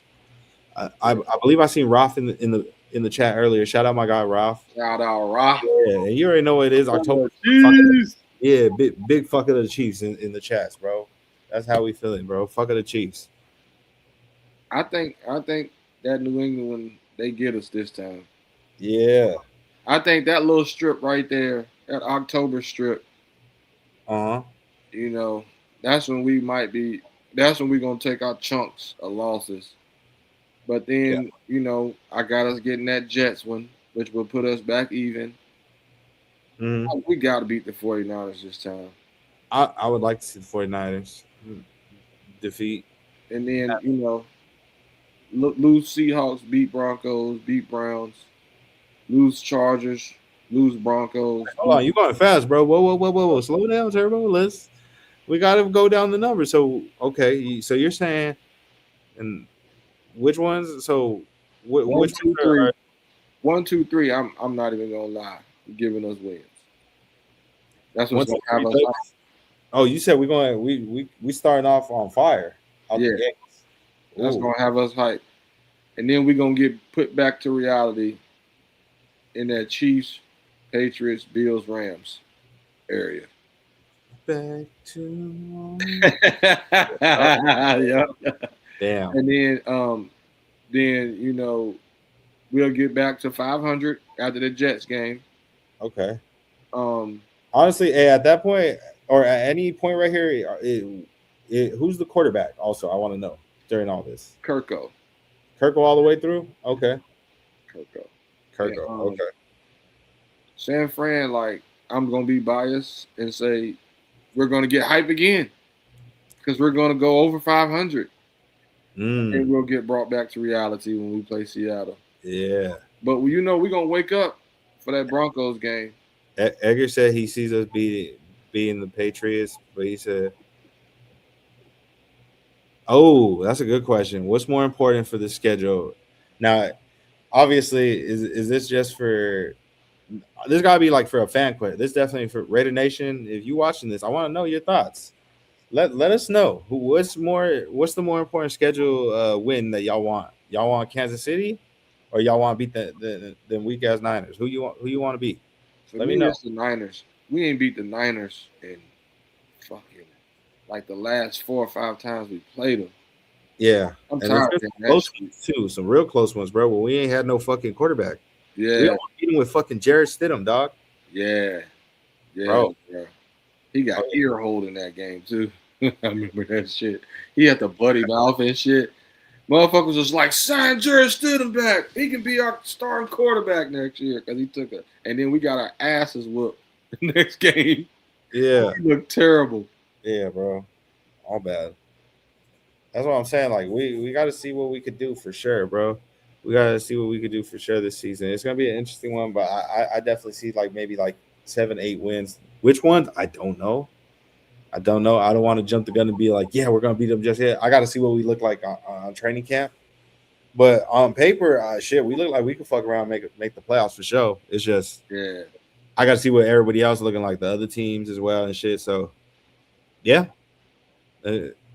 it's been a great episode though, bro. We appreciate everybody that tapped in for this one for sure, man. We appreciate everybody that stayed for the full 2 hours, man. We had a phenomenal interview with the one and only MC Raider, legendary man. He talked Raiders with us. He definitely talked about life. and his change and his fight with sobriety. And hey man, he find a good fight. I'm happy for him. I'm happy he in a better place, man. And that was dope. Yeah, That was real dope. it was a real eye opener. I'm Yeah. gonna say it and I'm gonna keep saying it. It was words of encouragement for somebody like myself and Yeah. other people. You know, I think that are gonna be in this chat that might have heard that too. You know what I'm saying? So Yeah. it definitely was. It definitely touched the right nerve. Touched the right nerve for sure. Pause. You know what I mean? So this was a huge show. In that aspect of it, it's different than you've seen on anything that we've done on here. So, much respect, much love, and all that shit to him, bro, for sure. For sure. Yeah. Yeah, that shit was great, man. But Amen to that. yeah, facts, bro. That shit was real. Yeah. See what I'm saying? That hey, look, and so You find like, hey, we all right here together, bro, and that's what bro was basically just saying. You know what I mean? You know that's something that he did, and shit. I hope you took his words of encouragement in just pause, just like I did, man, and we can use that shit to our advantage, and just know, like he said, bro, we got each other if we ain't got anybody else. Yeah, man, 100%, bro. But we appreciate y'all that tapped in. Obviously, the usual suspects that would be tapping in with us. That's a part of the team, and we appreciate y'all for the support, man. And to those of you that are new, if you're new to the channel, if you haven't yet, man, please make sure to hit them like buttons, bro. Also hit that subscribe button. We appreciate the love, man, for sure, Okay, man. we got the new shit. It's been here. We've been had this, brother. What I you ain't mean? seen this one. Oh man, my boy be what? Boy. Oh shit. Where have you been, Trey? I don't know if I be like doing this or something when you put it up or something. Cause I know we had the other one where it was like the little click button, like hold on. Like No, over that shit is here. permanently banned because of me. Okay. Yeah, it's banned because when we pull it up, his screen go white. He can't see shit. Oh, okay. The moment we put it at the end of the episode, bro, this be our boy Prez, bro. So we're like, so yeah, everybody, so it's been a great episode. Is that? It just, It's a white screen. he right there like, what's happening? But I hear things, but I can't see shit. Got a goddamn blizzard in July. Yeah, man. So we had to do things right, and obviously we got to do it our own way. Obviously, bro, we bring our own flavor, our own thing to the table, man. So it's only right. We had to bring a proper graphic. When I say it'd be bad, y'all, it'd be pretty bad. It make me want to do this sometimes. Yeah, man. So we had to bring something that's real some quality imagery for the people, Oh, that's what we bring to the table. Besides quality conversations, man, we come through with quality content, quality everything, bro. That's the mindset with it, bro. And before we wrap things up, Trey, where could the people find you, brother? Yeah, you already know. At King540 on Instagram, right Yeah. here on the Black Team broadcast. On the new Twitter page, Raider Trey 540. Rundown you already know, man. Shout out the guys, shout out to everybody, and follow me on all them social medias. Thanks. And hey, keep liking, subscribing, and shout out to brother said we suck because you still commented and you still gave us a view. So yeah, thanks. Yeah, bro. Hey, whether they're talking about you in a positive way or a negative way, bro, at least they're talking about you, bro. And whether they know it or not, they're your biggest supporter too. And at the end of the day, bro. Oh, before I say what I gotta say, you can find me at Machiavelli 24 on Instagram. Machiavelli, of course, this channel. If you haven't yet, subscribe. Machiavelli 24 on YouTube, Twitter, the Machiavelli. Yeah, I don't think I'm on any other social media platforms right now. I think that's it. So yeah, make sure to tap in. But before we wrap things up, man, y'all gotta remember it's one thing, bro. It's one nation, it's one team, and that's the black team. We appreciate y'all for tapping in. Till next time, guys. Good night. Yes, sir.